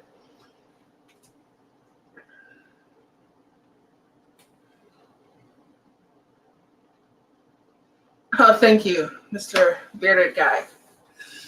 I appreciate it. No more bouncing off of trees on my bike. If I can help it. Hopefully no one has lawn clippings in front of me or gravel or anything like that.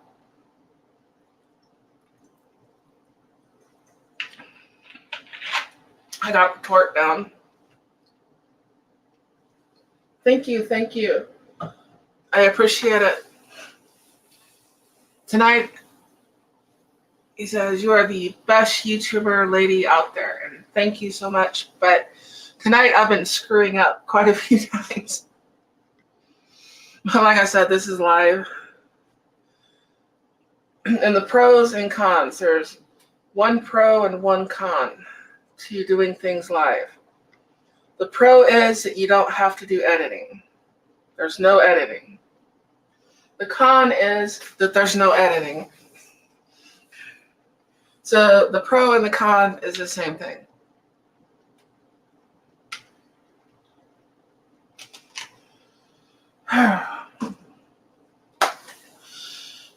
I should be doing a review on my helmet tomorrow. I might do it tonight when this is done. I don't know.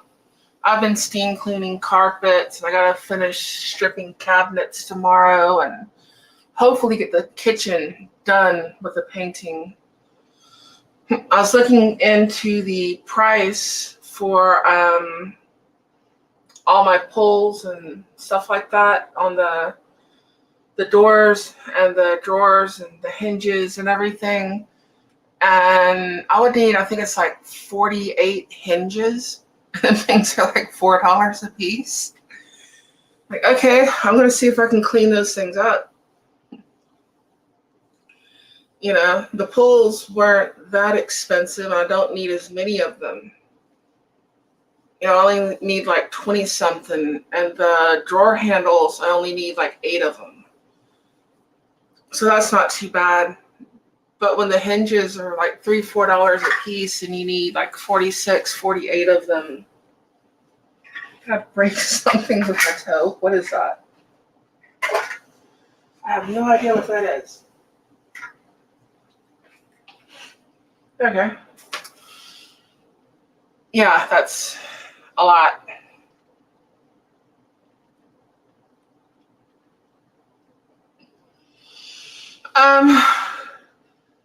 I might be able to. I've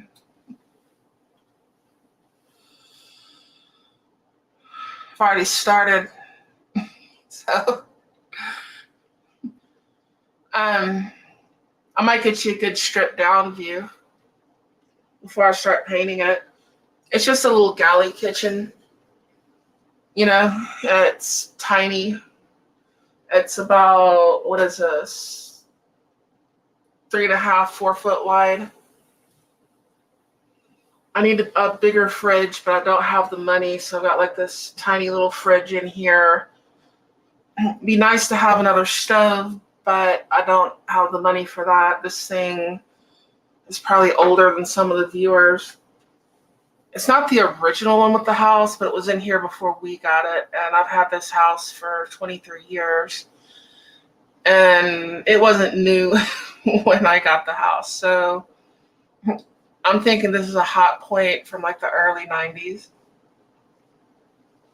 You know, but I'm pulling the doors off the cabinets and stripping all the paint, sanding everything down, and repainting them. I'm using a semi-gloss paint.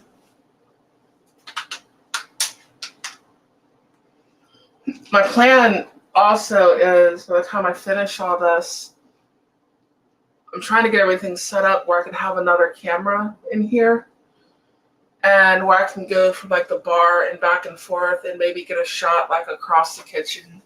And I'm going to have to learn how to do StreamYard better with the cameras. That way I can switch back and forth. I mean, it's got the little pictures of people down there and the different screens and all that, but I'm not used to using all of it. So, let's see.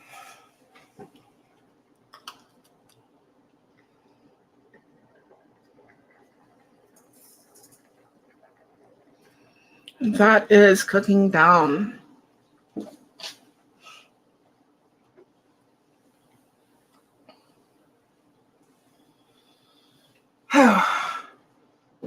So we have bell peppers in the oven, and we have cabbage rolls going. Gonna do more, but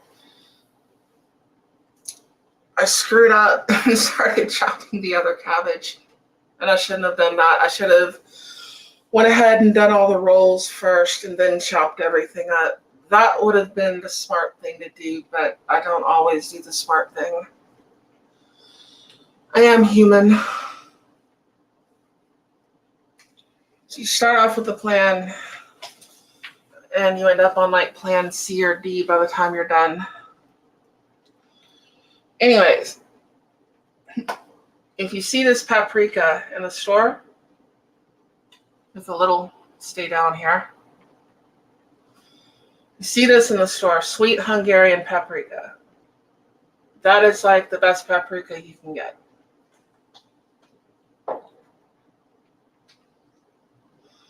Sopas. I don't think so.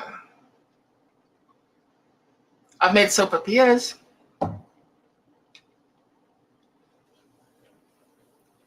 So my camera's wobbling. I was moving the cord to open that little door.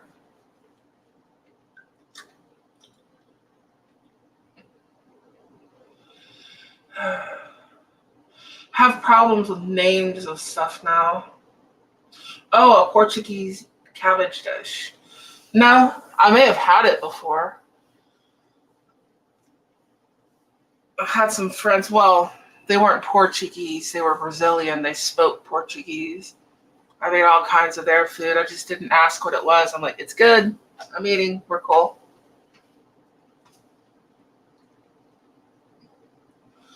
Yeah, but they were Brazilian, so I'm sure that's different from actual Portuguese. They just speak Portuguese.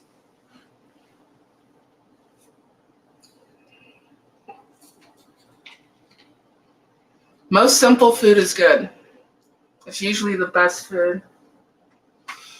Once it gets too complicated, sometimes it gets just too much, too rich, what have you. I've got some chicken I need to thaw out, and I don't know when I'm going to cook that. But I'm going to do another version of chicken paprikash with that. I've got some leg and thigh quarters, and I want to do more of a Czech style with the cream sauce. I've got to make some dumplings first and slice them up. I'd like to have them ready before I start it.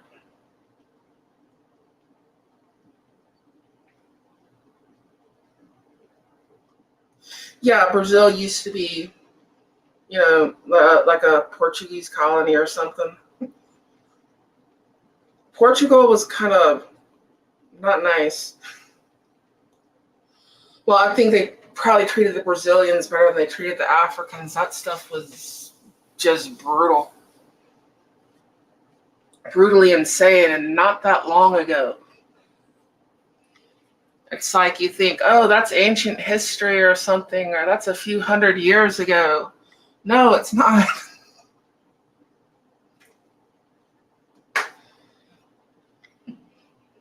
I mean, we have pictures, not drawings, pictures. We have film of some of the people, the after effects years later, they were still alive. So, yeah, that wasn't good. It's interesting to hear them talk, though, Portuguese. And if you don't know what they're saying, and I don't know most of what they're saying, I don't speak Portuguese. And they're just like, it's rolling off their tongue. It's almost like they're babbling in a way, but it's kind of beautiful, if that makes any sense. The only way I can describe it. I thought it was funny, though, when they had the Olympics down there in Brazil, and people are like, I gotta learn Spanish. I'm like, no, you don't. Wrong language. Definitely the wrong language.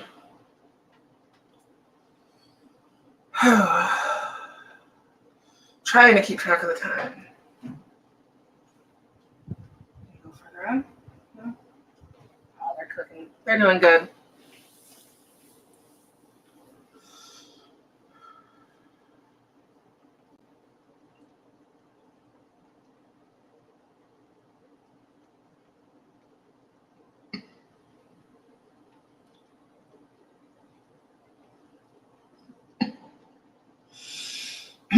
Yeah, there are actually more slaves alive in the world today. Let me put this on the screen. Than at like the height of the African slave trade. But that's sort of deceptive because the population is so much bigger, and we include numbers that we didn't include then. But there's still a whole bunch of slaves alive today. There are still people being shanghaied, over in Asia on ships. There's, of course, the Uyghurs and all that stuff. There's open slave markets in Africa and in the Middle East, like literal chattel slavery. But at least they don't have galley rowers anymore, I heard someone say, oh, you just rowed a boat. And it's like, no, those people were like chained in brutal conditions until they died. It was basically a death sentence.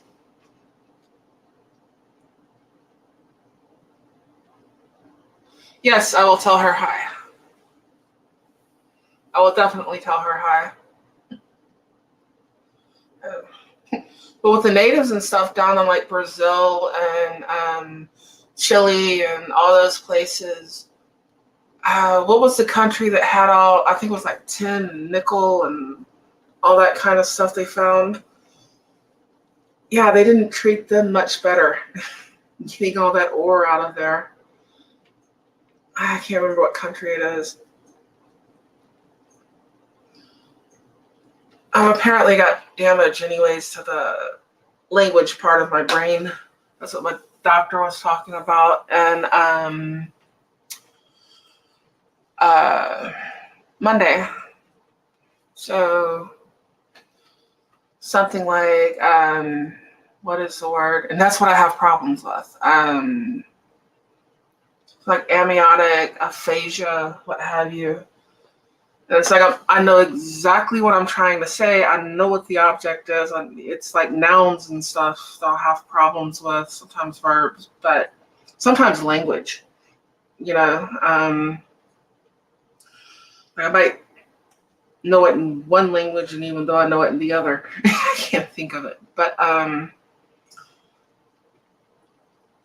it's like I should be able to think of it in English. It's like my primary, that's what I always speak.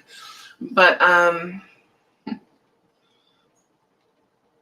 it affects that part of the brain, basically too many head injuries.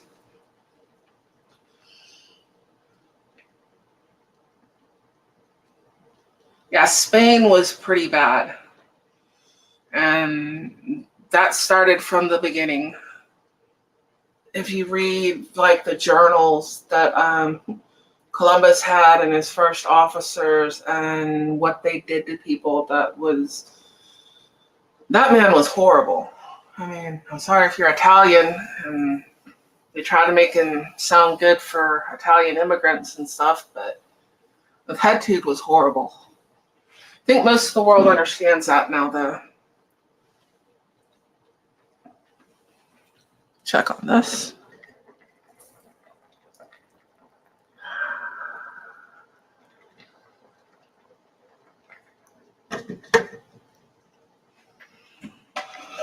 That's probably going to be about 20 more minutes, and that will be done. That is awesome. That lid does not go with that pot, but it fits perfectly. I love it.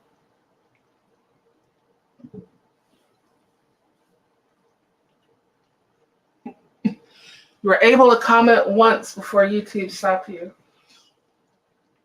Well, I've seen you on, let me pull up the live chat on Rumble.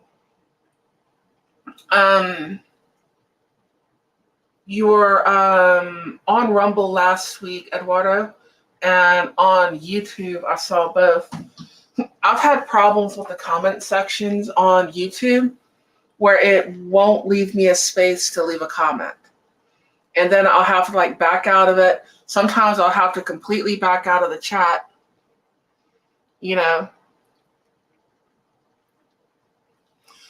and then go back into it. Like turn whatever video I'm watching off and just go back to like the YouTube homepage thing, and then click on the chat, click on the video and go back in it, and then pull the chat up, and then it'll have the little portion on there for the YouTube comments. But yeah, YouTube's been screwy.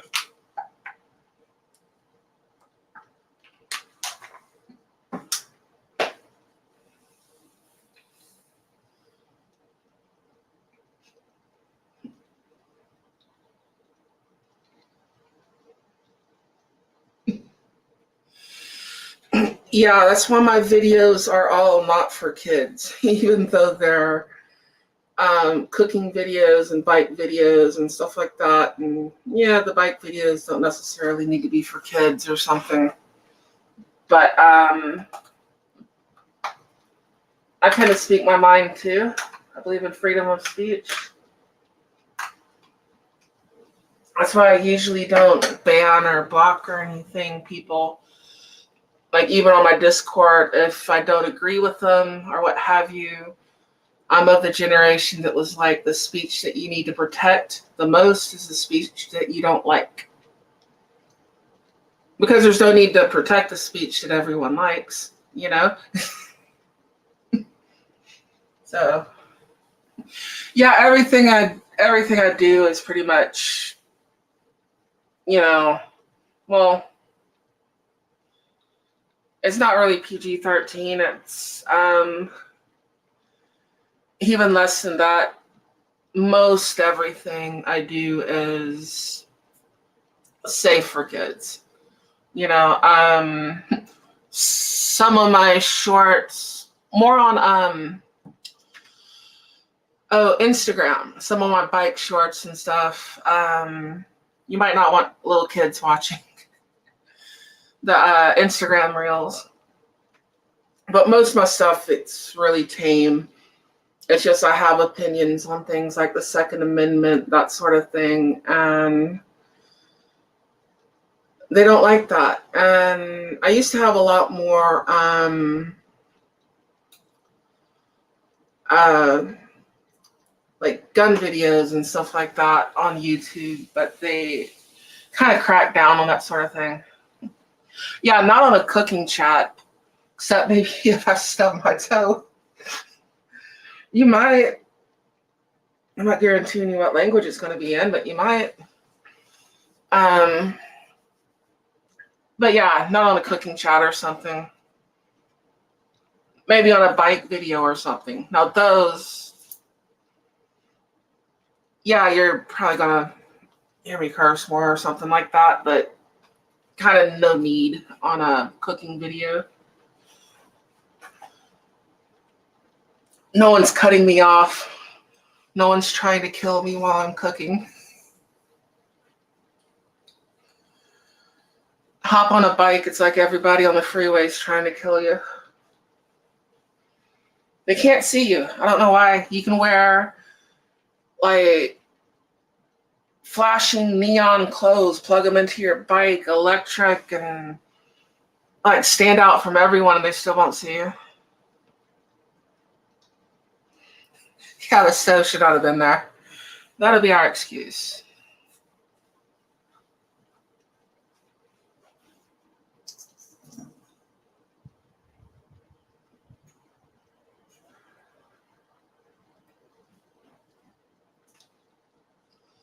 Definitely the stove should not have been there. Actually, I probably shouldn't be wearing sandals, but most of the time I wear boots just because I drive a truck, I ride a bike, and I currently don't own any tennis shoes or anything like that.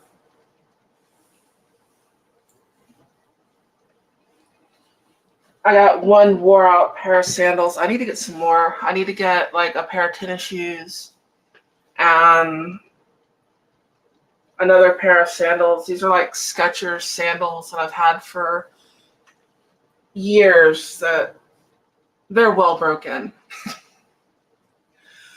They're starting to come apart anyways. So it's time to get some new ones. I'm hard on shoes though. I'm hard on like boots, stuff like that. But I actually work for a living.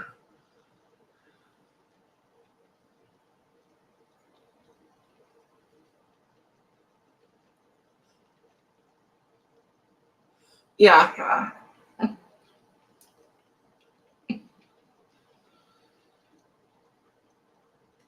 I get covered in everything at work in the heat. I'm climbing ladders, I'm dragging hoses, I'm doing all kinds of stuff.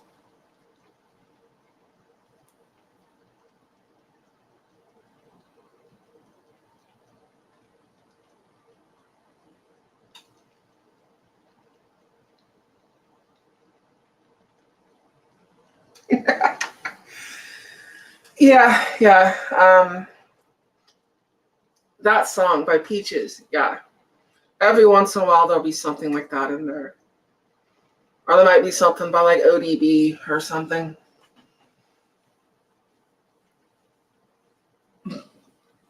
On Instagram, you can kind of see what the song is usually ahead of time if you look at it before the volume.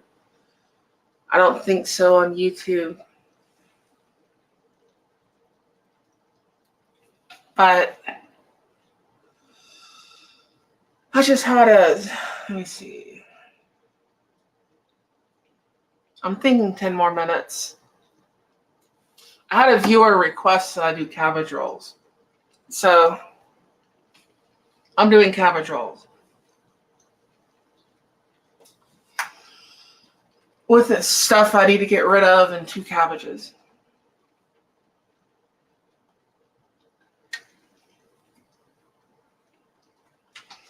You don't have to follow recipes exactly or any of that.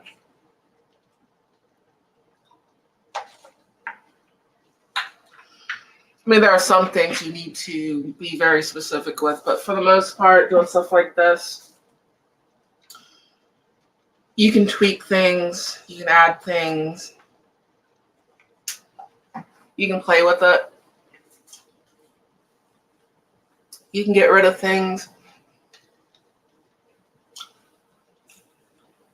It's not like you're doing I mean, technically you are doing chemistry, but cooking at its most basic level, yeah, you're breaking down fats and all that kind of stuff and heating it up, and there's a whole chemical thing going there, but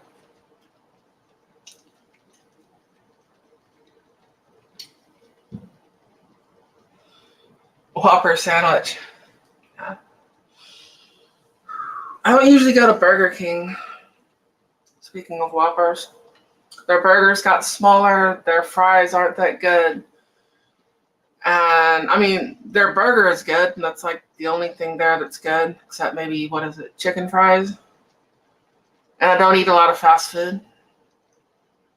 And we have Whataburger here. So why would I go to Burger King?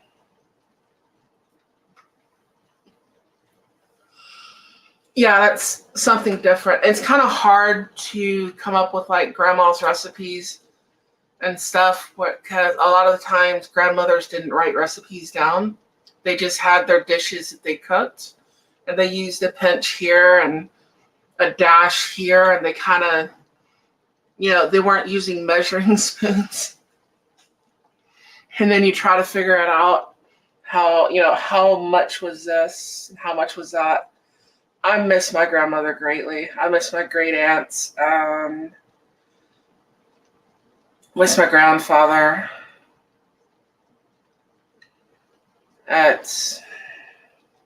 Yeah. I'm losing aunts and uncles.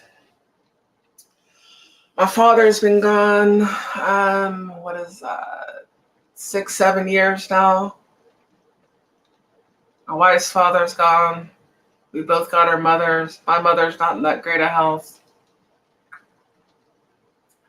That's what happens.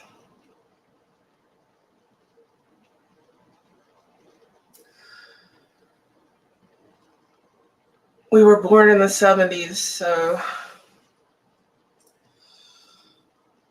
everybody getting older.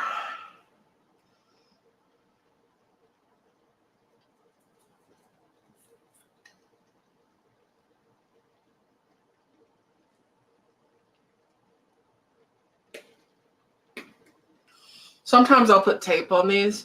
It's the only thing I don't like about this kind of container is sometimes the thing won't stay down like it's supposed to. Sometimes it's because you need to clean it out, though, because they'll get stuff in the little grooves. And you clean those little grooves out, it should snap down. But if it don't, you can pull a piece of tape on it. There we go. That's what the problem was. But stuff like this will generally be in like a sandwich bag, something like a Ziploc bag. in the cabinet, because that's one of the first things bugs will go for is anything with like bell pepper, stuff like that. And paprika is made from bell pepper. Any kind of peppers they'll go for. And I live in the swamp, so it's basically you keep your house clean, and that way when they do come in, they leave. They don't find any food.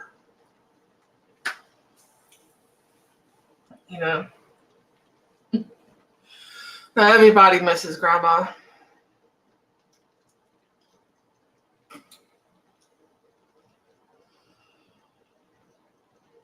Everybody does. The grandmother that I was really fortunate to know was my great great grandmother, who was born in 1880. And she worked until she was 106 and she died at 107. That woman never measured anything. It was all, well, she measured it, but it was all like in the palm of her hand and a pinch. And she was just amazing, like the things that she would cook and how she'd cook them. And even like coffee, she never used a coffee pot. She just had a pot of water on the stove and she'd put coffee grounds in it. And then she'd pour it through a tea strainer. Yeah, she was even getting married in her 90s and her 100s. Her last husband was in his 90s, and we're like, you're robbing the cradle, you know? She was like 105, married a guy that was like 98, but, you know, at that point, I think it's like more someone to live with, that sort of thing. He was a nice guy.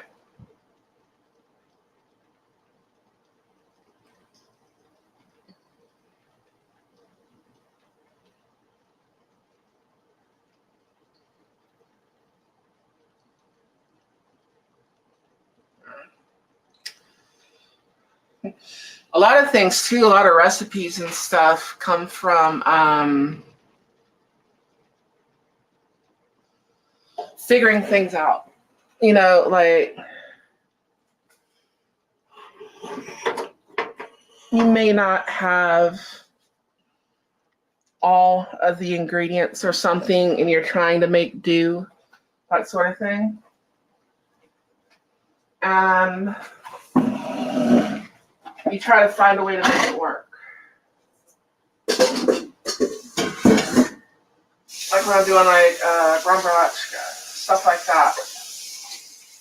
And you can't, well, you can get celery, you can get celery root, stuff like that. But it's a lot harder to get stuff like that here in the States, or at least where I live. So I'm using things like rutabagas and turnips, and, you know, I'll put parsley in it and celery and sort of make it up that way. Okay.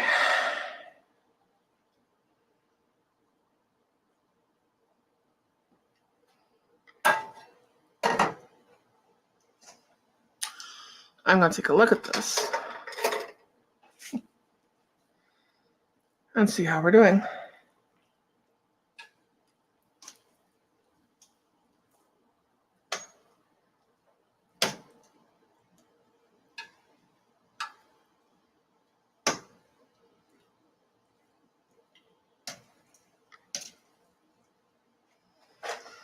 I need to take my glasses off because I can't see what I'm doing.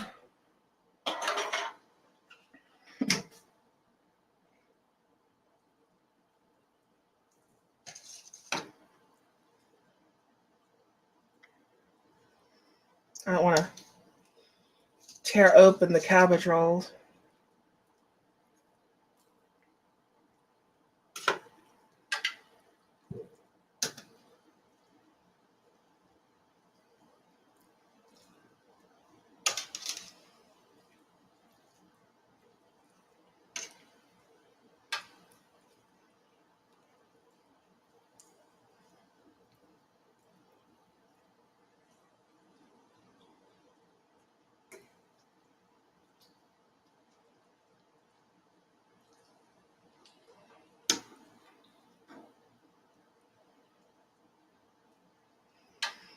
There we go.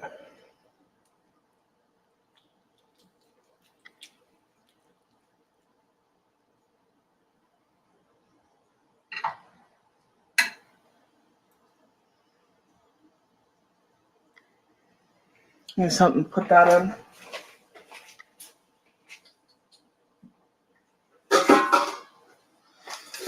That'll work.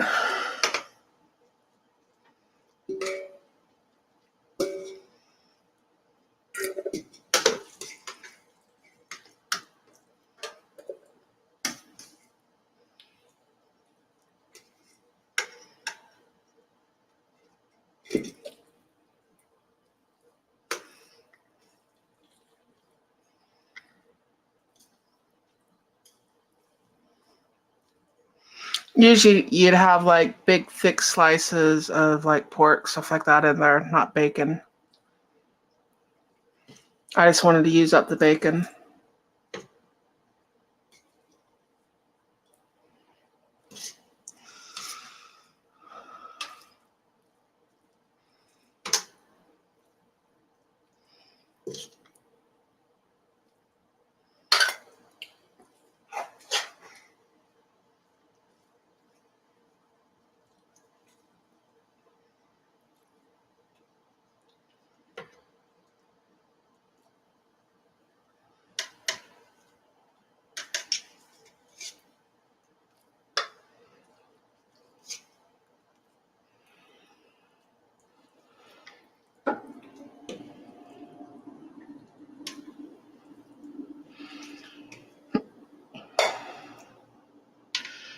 Trying to be careful of the actual cabbage rolls.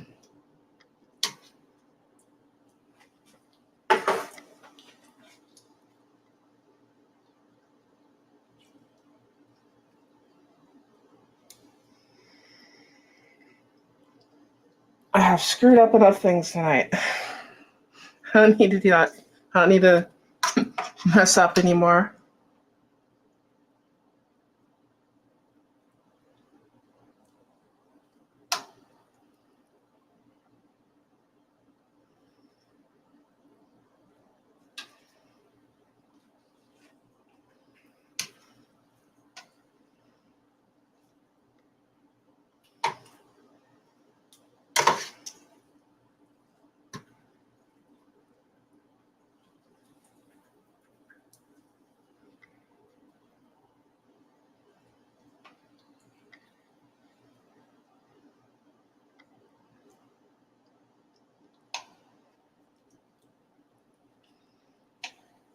I don't want to mess up the rolls that are underneath them either.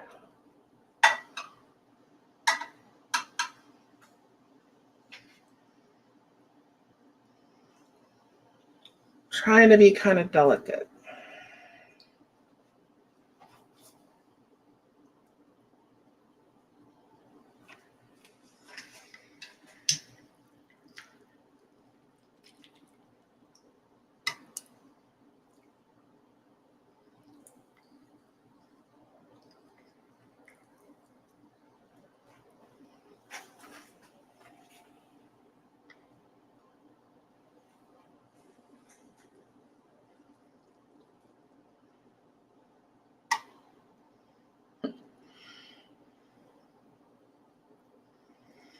Yeah, the trick is to not have it happen too often.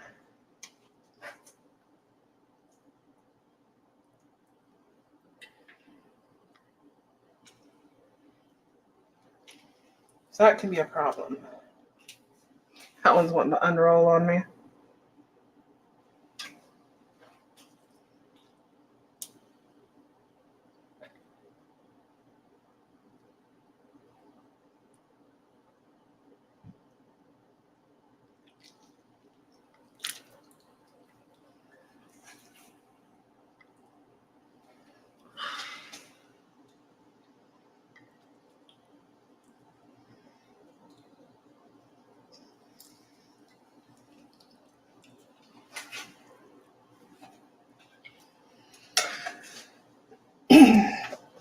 And yes, they are hot.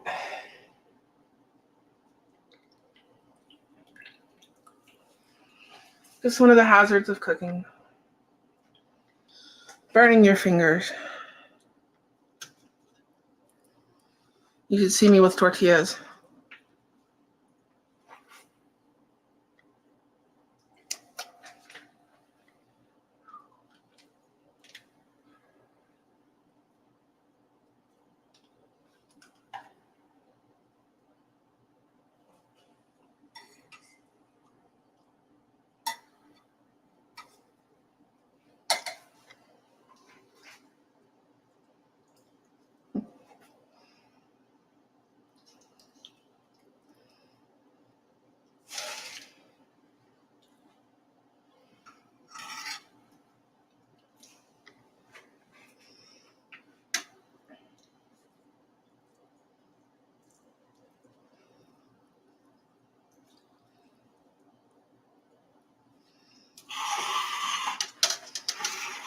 There's another roll in here. Yes, there is.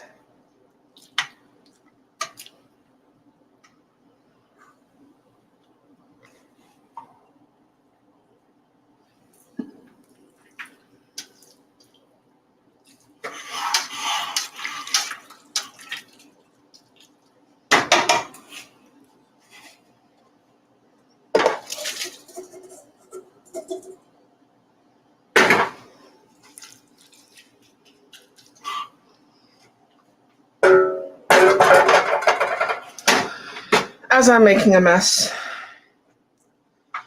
like I've been doing all night.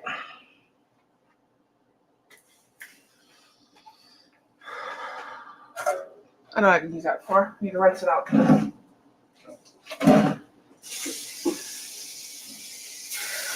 3 hours ago, I had every dish in this house clean. All of them.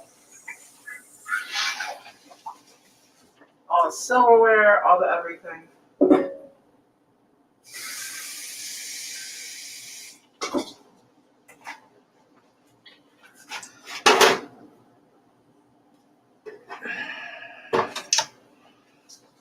And where's that flour?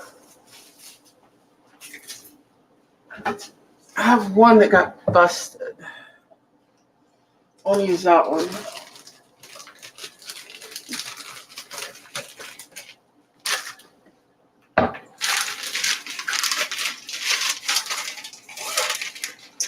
It fell out the cabinet and it's like the bottom of the thing opened up.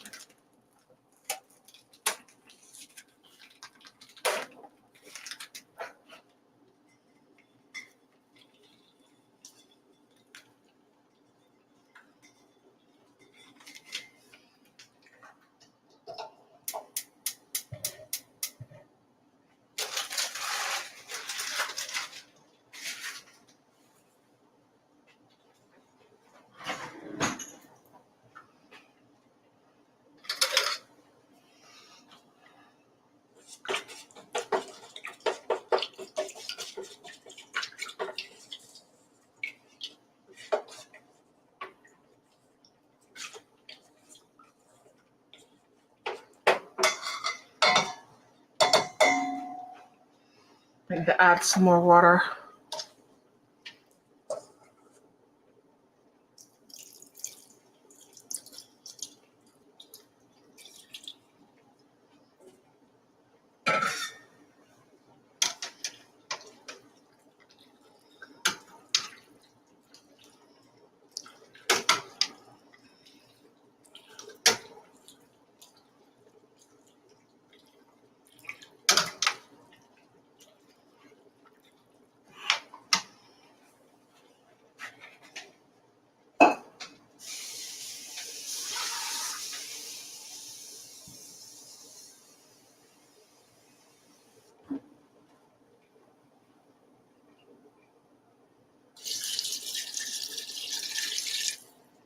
There we go.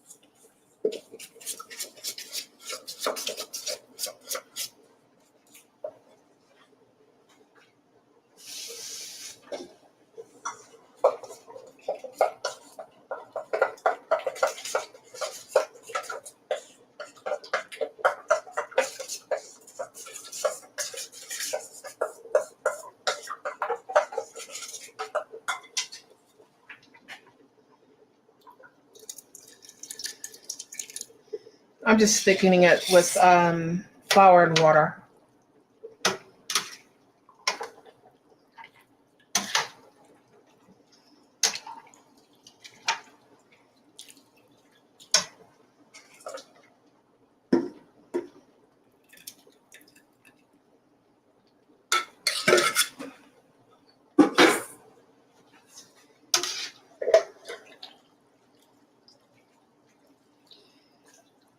You will see why here in just a minute.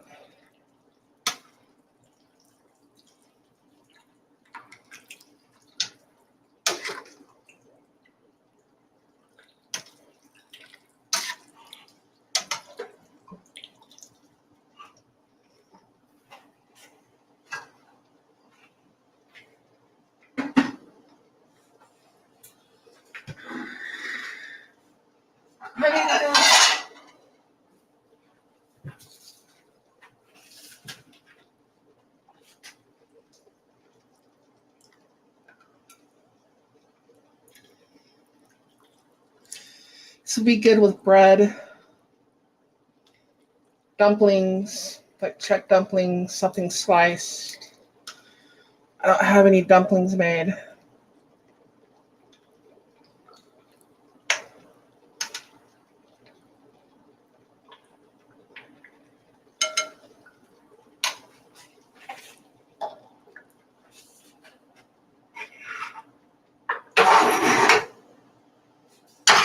I do have bread though.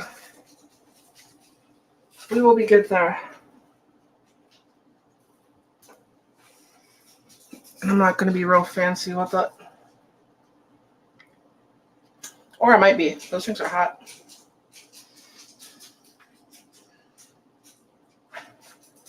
Never did say I was smart.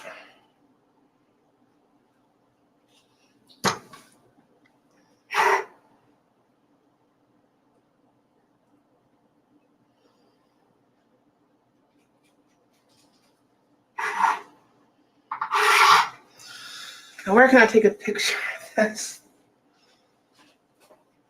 Before I do a taste test. Let me clean this off a little bit.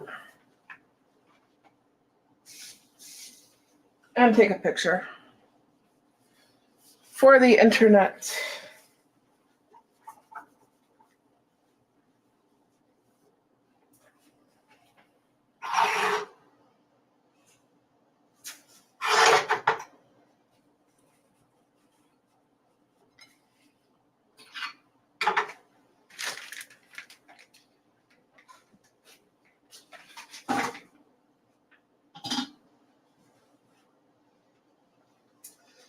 With my phone. And for those wondering, yes, that is Rumble. And I'm watching if anyone wants to leave a comment.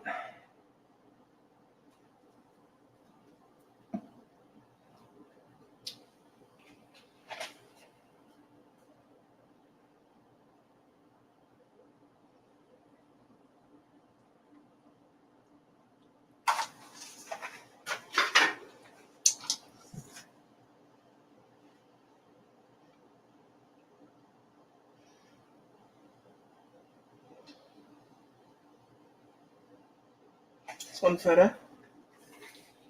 Put that more in the picture. It's a measuring cup my wife got me.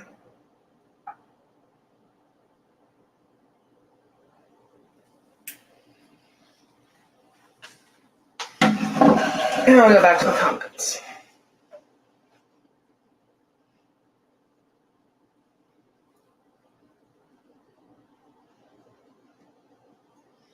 There we go. Yeah, I had to get a new phone. It's S23 Galaxy thing, whatever. My phone, it's like the memory, you couldn't buy enough memory for it. And it's still a good idea to work at a restaurant, depending on the restaurant and the management. I mean, some restaurants you can make a lot in tips. Some of them, who knows? You don't want the environment to be toxic. I don't work in a restaurant though. I have friends who work in restaurants, and some things are kind of doomed to fail.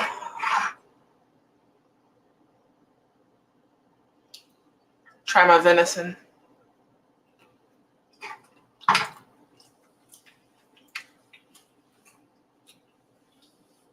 It's still a lot of cabbage rolls.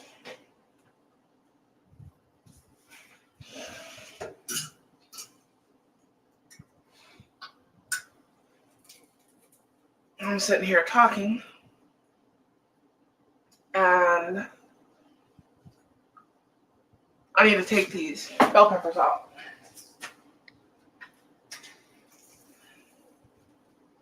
They're starting to get toasty.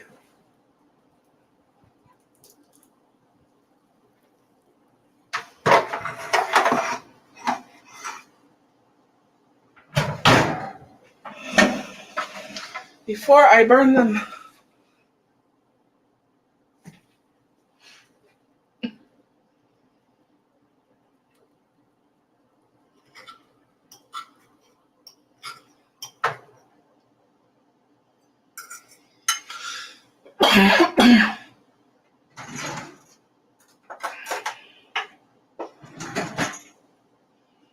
And we're going to eat a cabbage roll.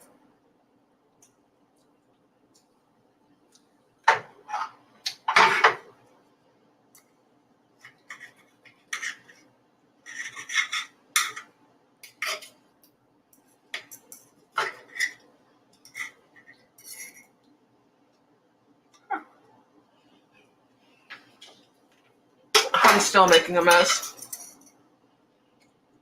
but they taste awesome.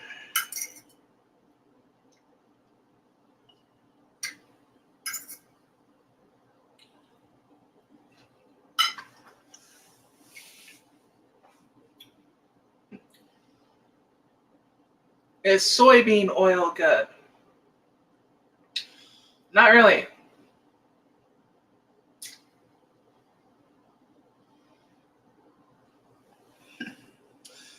Most things with soy are not very great. Have a lot of estrogens and stuff in them. Because it's soy.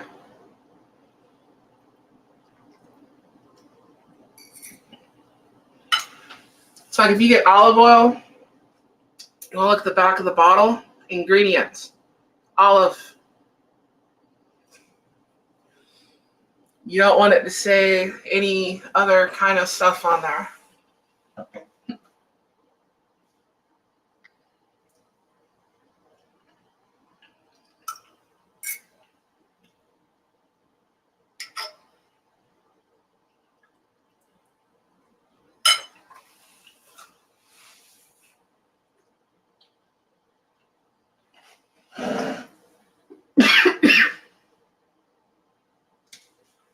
I don't like soybean anything really.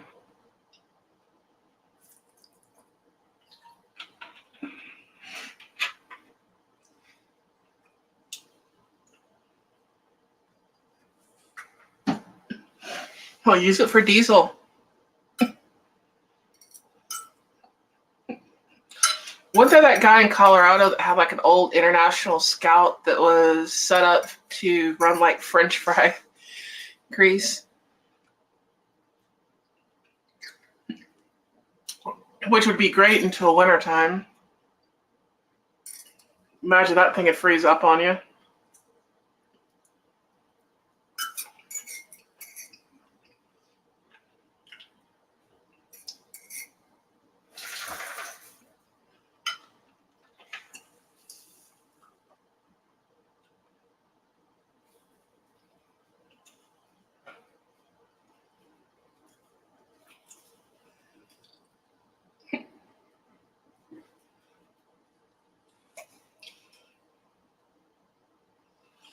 E85 ain't bad, but it's not efficient. It's got more, let me see, where are you? Because my truck runs E85 when it's the right price. It's got to be at least 10 cents cheaper than regular before I'll buy it. It has more octane, so you get more power. That's why a lot of people will put like an E85 tune on their car or their bike or something like that. But then it burns less efficiently, so you get less fuel mileage. It gets really crappy fuel mileage, but it's great power.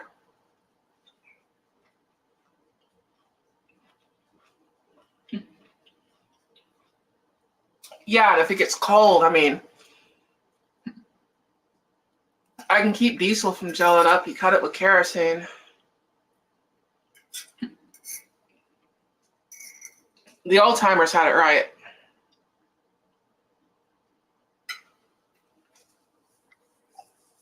And if you ever take Hal's out of the side box when it's like 25, 30 below, that stuff is milk white and frozen. It's like, I'm going to put this in my tanks.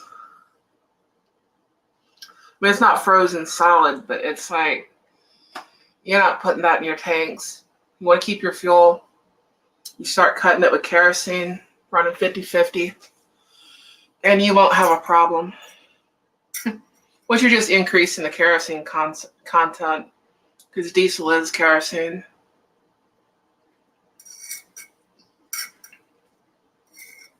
I don't know about this new low sulfur stuff, but traditionally it's kerosene and number 2 fuel oil.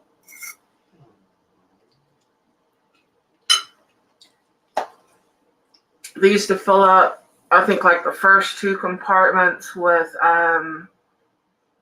kerosene and the back compartment with fuel oil. And they'd open up all the valves and let it mix. And by the time they got where they were going, they had diesel.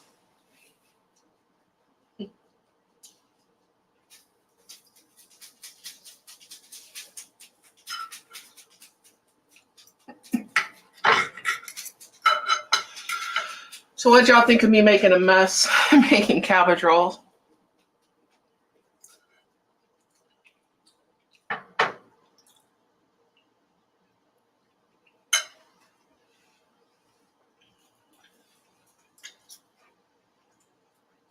I'm starting to burn my peppers back there.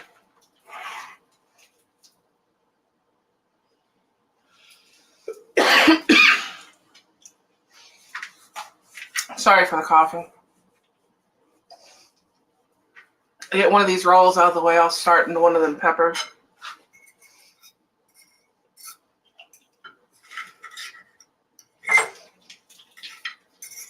What do you want, Dennis?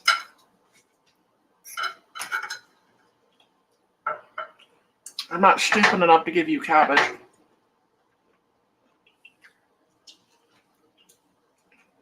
I'll give you some venison. There you go. He's spoiled.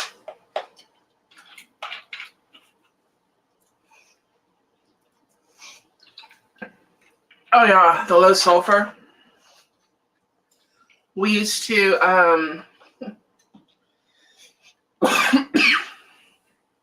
or at least what I used to do, because when they came out with the low sulfur fuel, I had an 04. And when I changed my oil, it's kind of like having an oil burner at home anyways.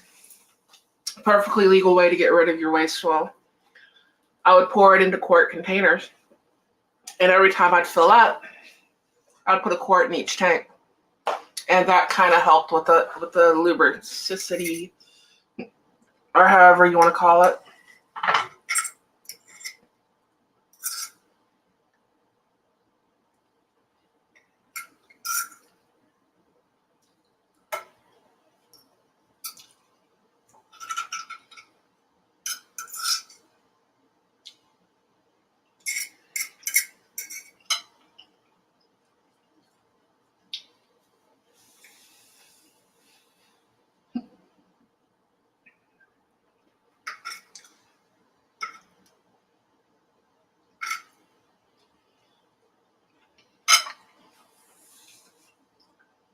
I could probably make them a little bit smaller.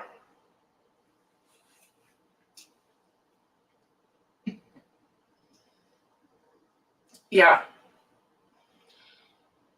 The process to remove the sulfur. Sulfur was a lubricant in the fuel, or at least to the best of my knowledge. It was basically, it had another purpose too. It was a lubricant.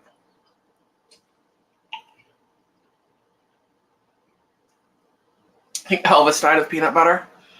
Oh, I love fried peanut butter sandwiches. I haven't made one of those in a long time.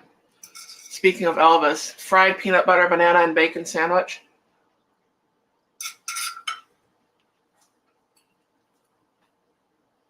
And you gotta add the bacon.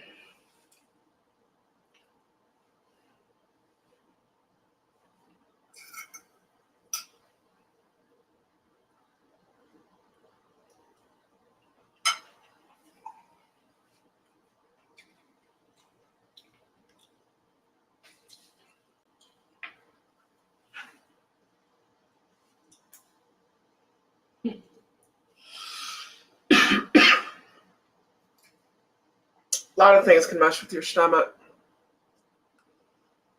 It's like you think fiber would be good. No, too much fiber, you're going to have another problem. And you're not going to be able to do what you need to do. It'll cause compaction.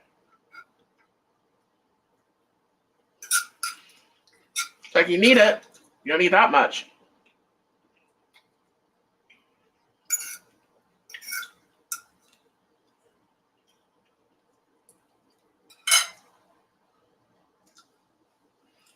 Is that cooled off enough?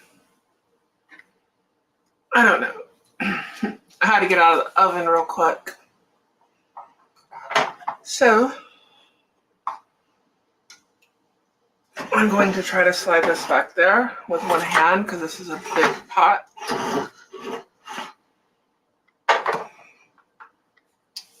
Yeah, it's starting to burn. Dims the brakes.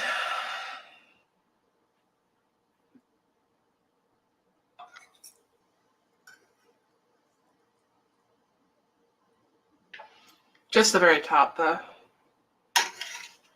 That's not bad.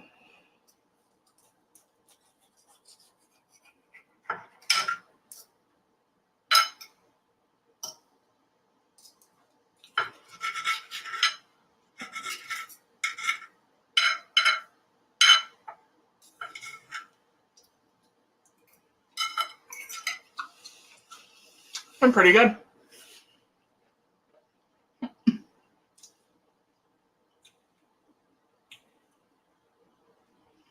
Yeah, that's what I was just talking about. My grandmother got me hooked on peanut butter banana sandwiches. Most of the time I eat a peanut butter banana sandwich. I don't fry it, though. It's also a good meal for the truck. You know? So I just put peanut butter on white bread and slices of banana on it. But you can make the bread kind of like you make French toast. And you put the peanut butter on there. And you put banana and you put bacon on it. And a little powdered sugar. And that stuff is amazing. I think that's what killed Elvis.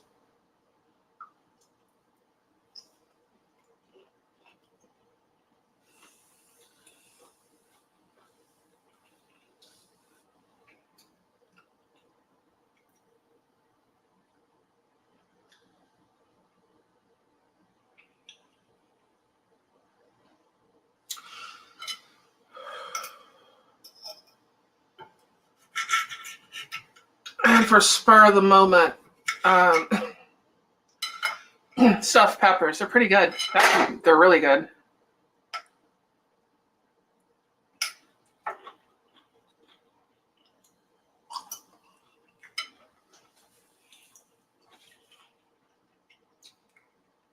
Getting puppy dog eyes over there.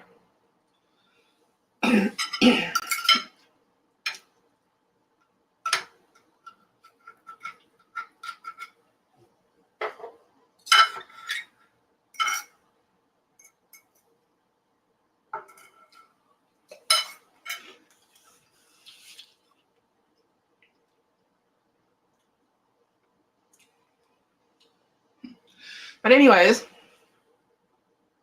we've got the cabbage rolls back there. You basically got cabbage soup left in the pot, which when I dish these up in a container, I'm going to put that on the bottom. I'm going to put the cabbage rolls on top of it. And I'm probably going to make a container for my neighbor as well.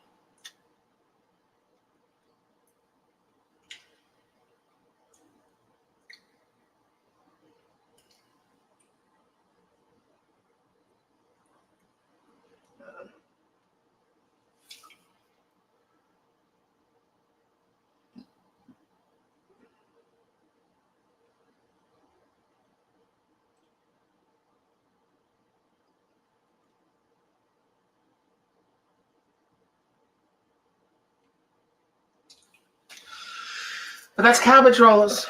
And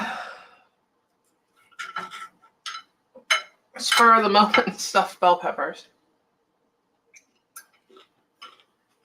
We could use some cheese.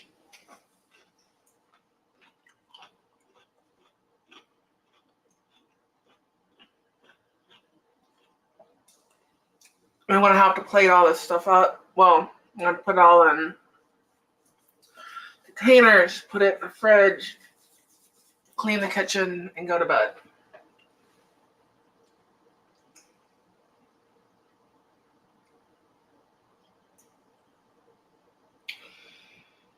And we've been going for 2 hours and 52 minutes. I think I'm going to stay on here for probably another 8 minutes. Make it an even 3 hours.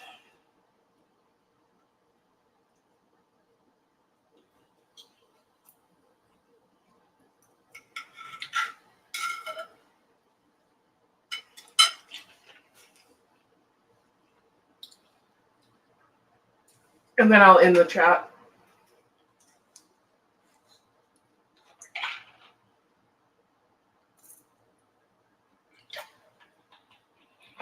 I do appreciate everyone who watched me screw up several times cooking this.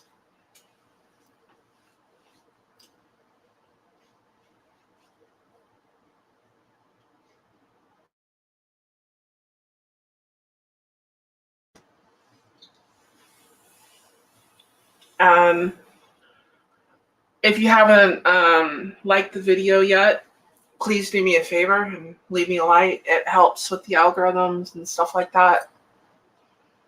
I'm trying to get 32 more subs, and I need about 2,000 more watch hours to get any kind of monetization on YouTube.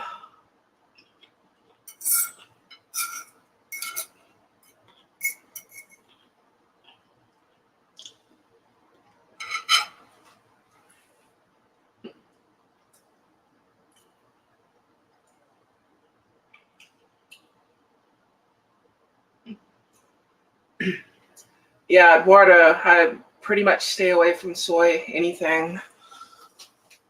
I mean, it's good for like milk for babies and stuff that can't have, regular formula.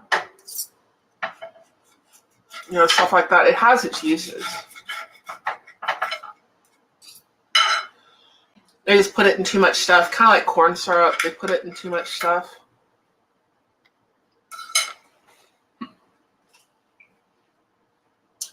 And corn syrup's probably killed more people than all illegal narcotics combined. Well, basically sugar and salt. Probably the deadliest drugs we have. Heart disease, diabetes, all that stuff that comes along with it.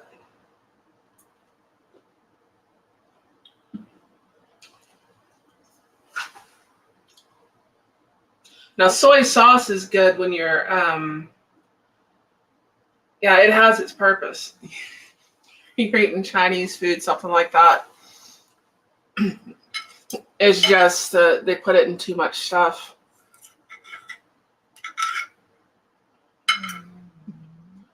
They try to make fake things with it.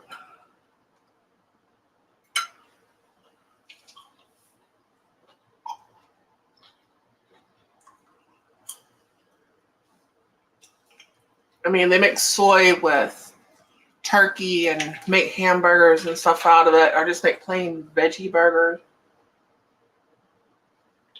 And some of that stuff's not bad. I think most schools, if you get hamburger, that thing's basically like turkey and soy.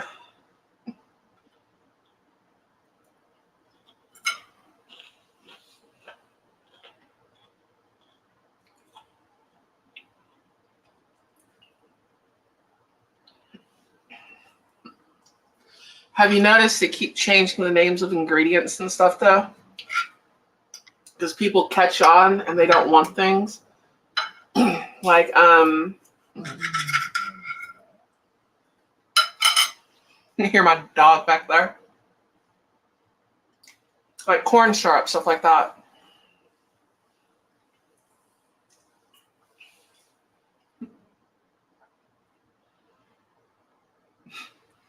Meat Man Wang on Twitch. What is the dish? Well, we have cabbage rolls,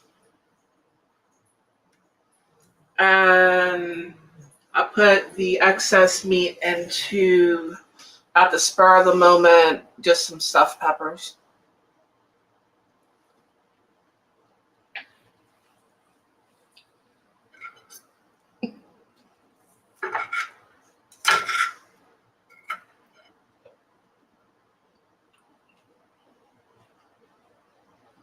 Tomatoes.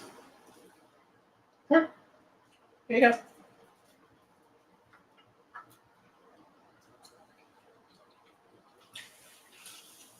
He gets people food. You don't get too much of it. I don't give him too much wet food either. I give him some.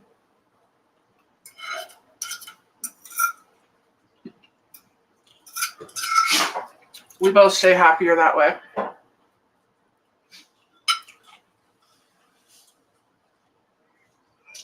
And thank you for joining the chat over there on Twitch.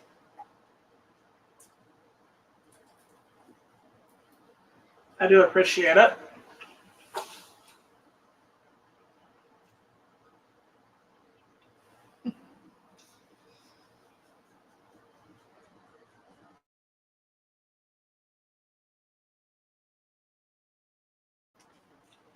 Don't know why I keep coughing. Hopefully I'm not getting sick. I gotta be back at work on Monday. I've been off work for a week on vacation. Got most of what I wanted to do done. I want to haul off a load of scrap too, but I wasn't able to.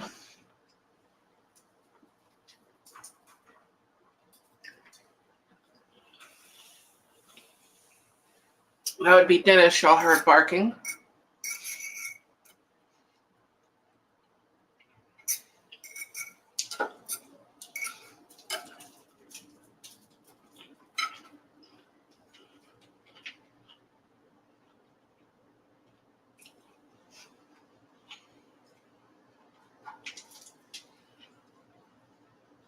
So anyways,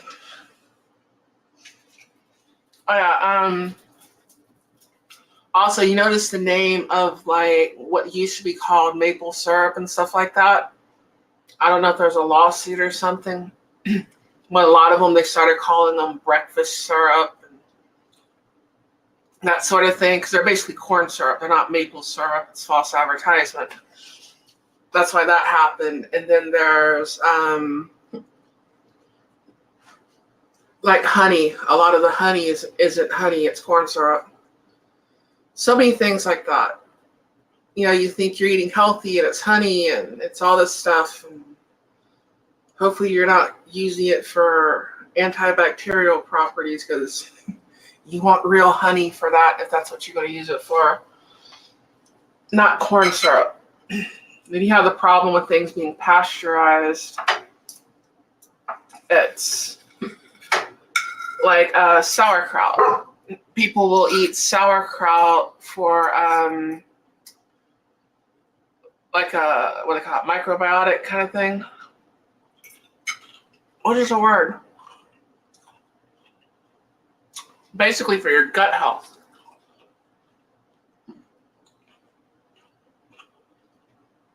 But most of the sauerkraut in the store isn't really sauerkraut. They use chemical processes and stuff to sour it. It's not naturally soured, so you're not getting the gut health stuff from it.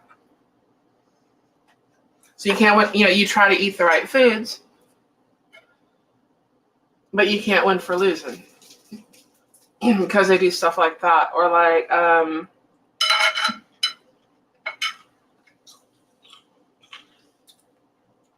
the milk at like truck stops and gas stations and stuff like that, supposedly ultra pasteurized. They take everything good out of it.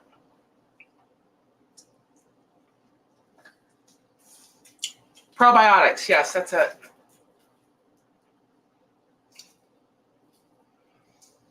Oh, I love ice cream. Bluebell ice cream. Bluebell is my favorite company. Brahms has my favorite flavor, at least they used to. It was cherry chocolate chip, and you could only get it at Brahms. Bluebell, my favorite is natural vanilla bean. Not homemade vanilla. Homemade vanilla is good. And peaches and cream is good too. Actually, my two favorite that Bluebell makes is peaches and homemade vanilla, and vanilla bean. Vanilla bean is way better than just homemade vanilla. My favorite flavor ever is the cherry chocolate chip from Brahms. And Dryers has a place here in Houston that when I pulled a reefer, it was like eat all you can. Because in the break room, they had free ice cream. So you're just dishing up free ice cream while you're getting loaded. And then that's back when we had to do pulp checks and stuff like that. So they'd stick you a box of ice cream by the pulp door. So you'd pull out an ice cream sandwich or something. And you would stick your thermometer in it, make sure it was reading the right temperature, and eat a ice cream sandwich. So that load got checked quite often. The little thing about ice cream, the cheap ice cream you can take through the mountains. No problem.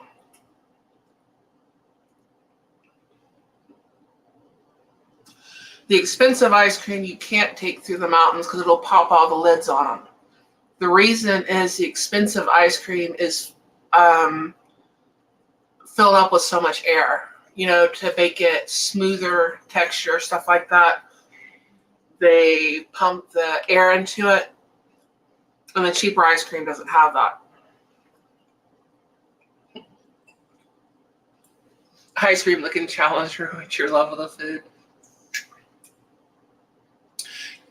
Yeah, Ghost Shadow. Everything. High fructose corn syrup. Now, I love the ice cream, but I don't eat it that often.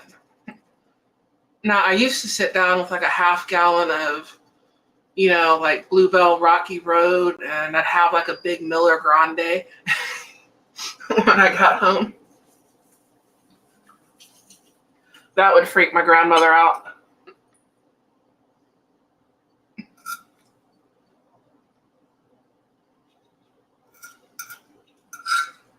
Beer and ice cream.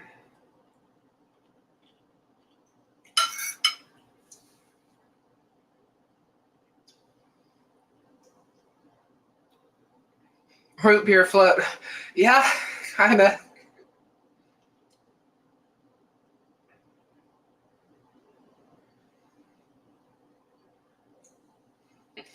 I got so drunk one time. I was sitting on the back porch, and I had Arkansas toothpick.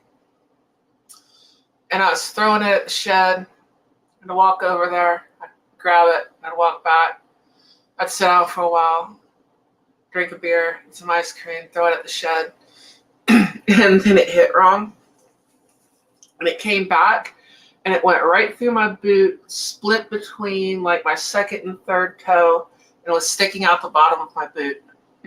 So I hobble inside. Of course, I grab my beer.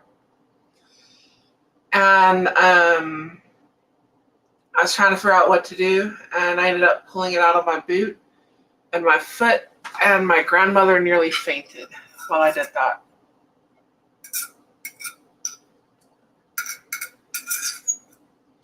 She also nearly fainted when I stitched myself up. That was another issue. We're tearing the back porch down to rebuild it, at least the awning over it, because it needed a new one. And my hand got ripped open. And so I sat at the table and I stitched myself up. And she freaked out.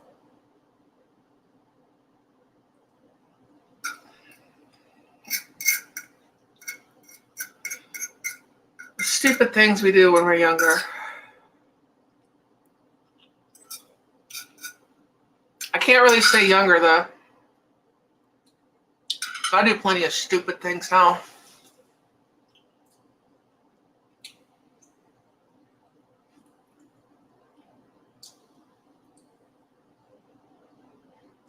Ice cream.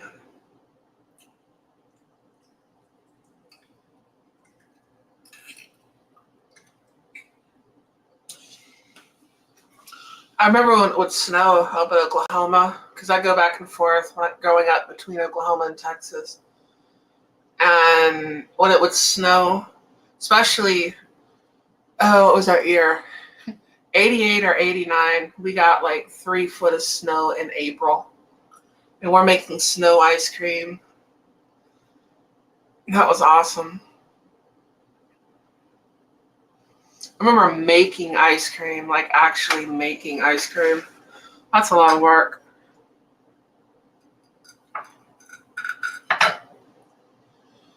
I think I'm good on food.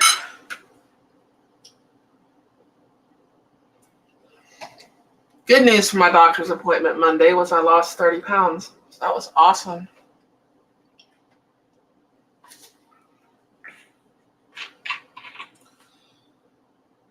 See if I can lose a whole lot more.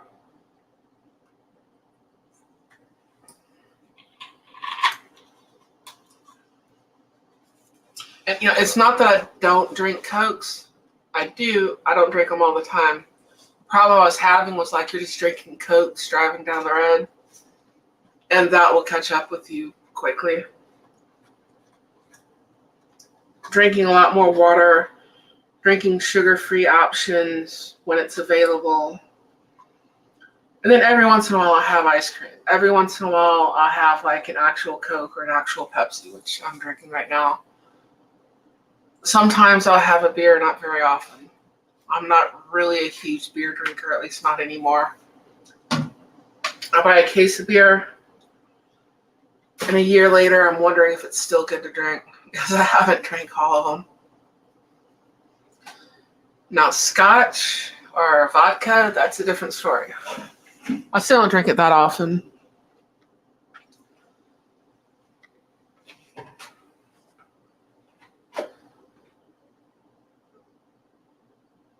A lot of the reason is because I can't drink it that often. That would be because of my job. Is that rum? Why does she have rum?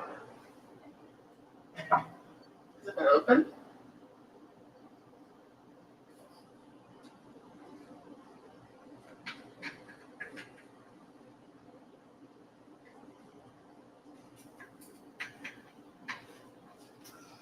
I might try this girl.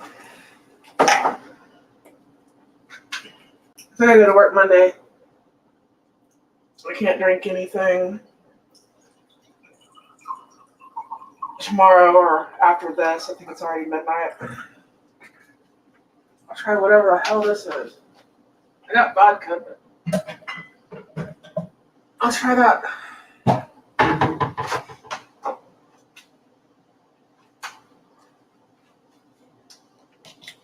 some clear rum.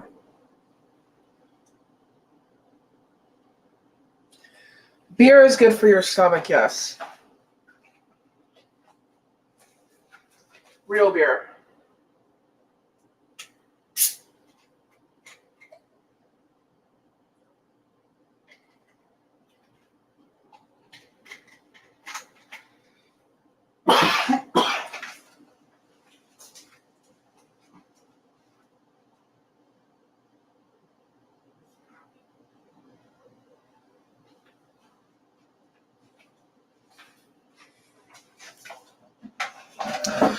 I don't know if it's probiotic. I know my aunt was trying to give me beer. Oh, it's good for your stomach. She'll try to give you wine and all kinds of stuff.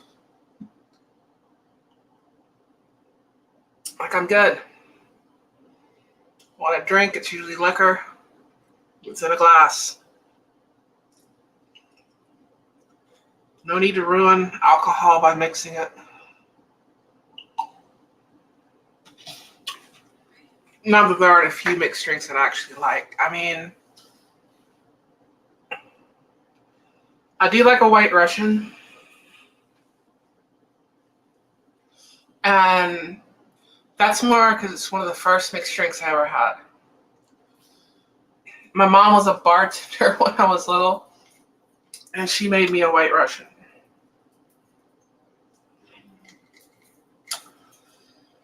So that's why I like those. I do like margaritas. I like that Cuervo Rita, where they turn the Cuervo upside down in it.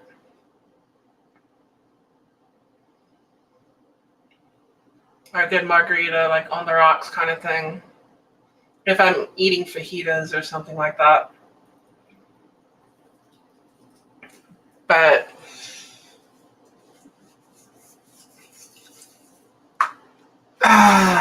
no more Jack and Coke or Hurricanes or any of that stuff. Long Island iced teas, none of that. Definitely not. Definitely nothing with bourbon. I got burnt out on bourbon. I drank a lot of bourbon when I was a teenager. So it's like I don't care for it that much anymore. Apple Crown's pretty good though.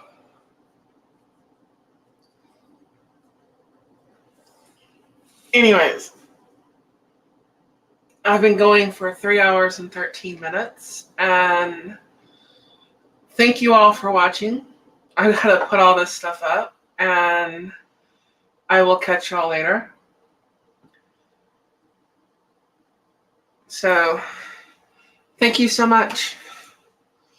I don't know if I'm going to cook anything else this weekend. I might make kolaches next weekend. I don't know. And if it has meat in it, it's not a kolache. I know here in the South we tend to call a pig in a blanket a kolache, but that's not a kolache. Not in any way. They don't even use the right dough. Originally, they used kolache dough to do that, make like a klobasma, but kolache is gonna have like peach, apricot, poppy seed. I like making blueberry. It's not traditional, but it's something I like. That sort of thing.